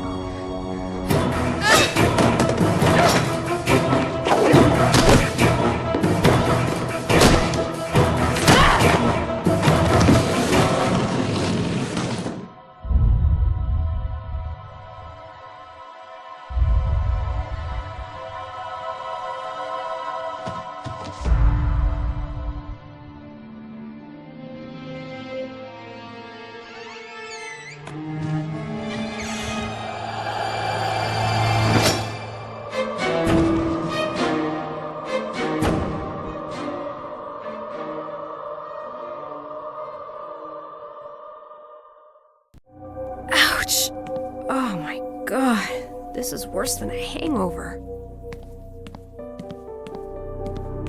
Mia's not there, which means that she might still be alive. Kolar didn't make it. Hey, that's Mia's purse. Now this might come in handy. Where did he take Mia? Think, Vic. Think! The messages he leaves behind. Of course, the paintings!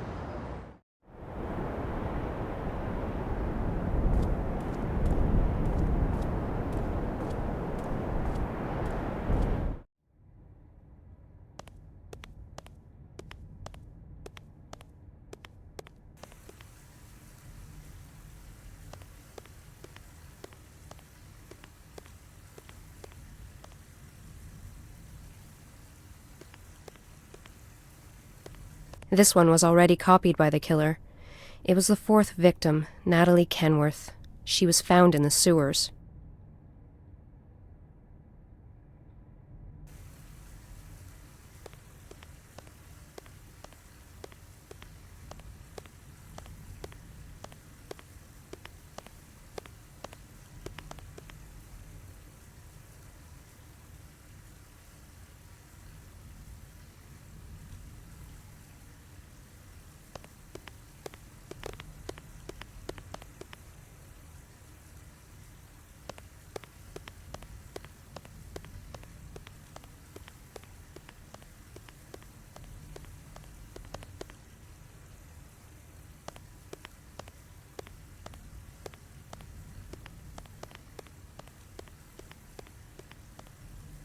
I don't think our killer took a plane ride to Prague.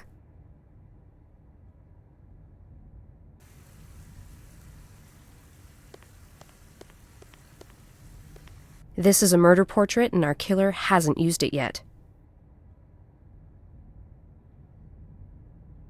That must be Frantiska, the fifth murder victim found under the bridge. That must be the Charles Bridge.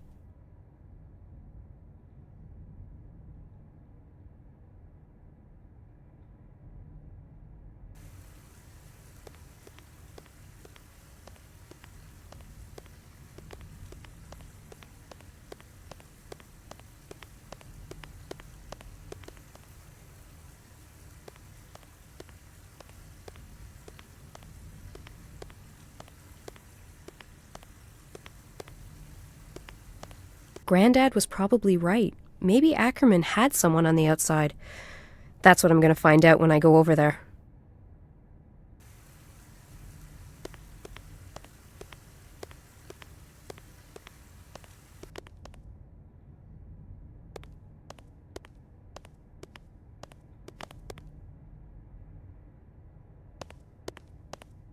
I can use Richard's computer to help me find the possible location.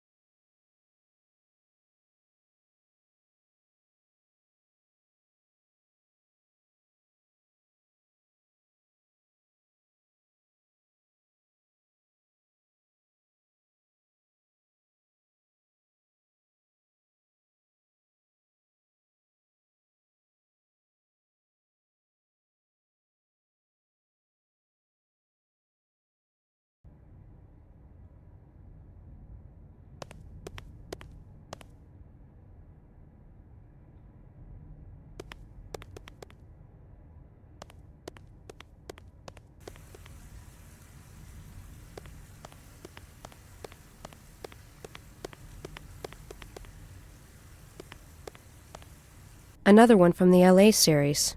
Nothing I can see in it that'd lead me anywhere in Chicago.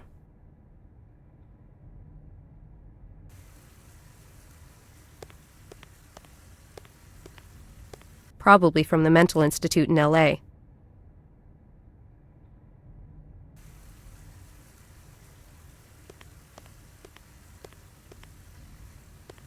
One of Ackerman's LA series. Probably, like Richard said, that was Mark's doctor.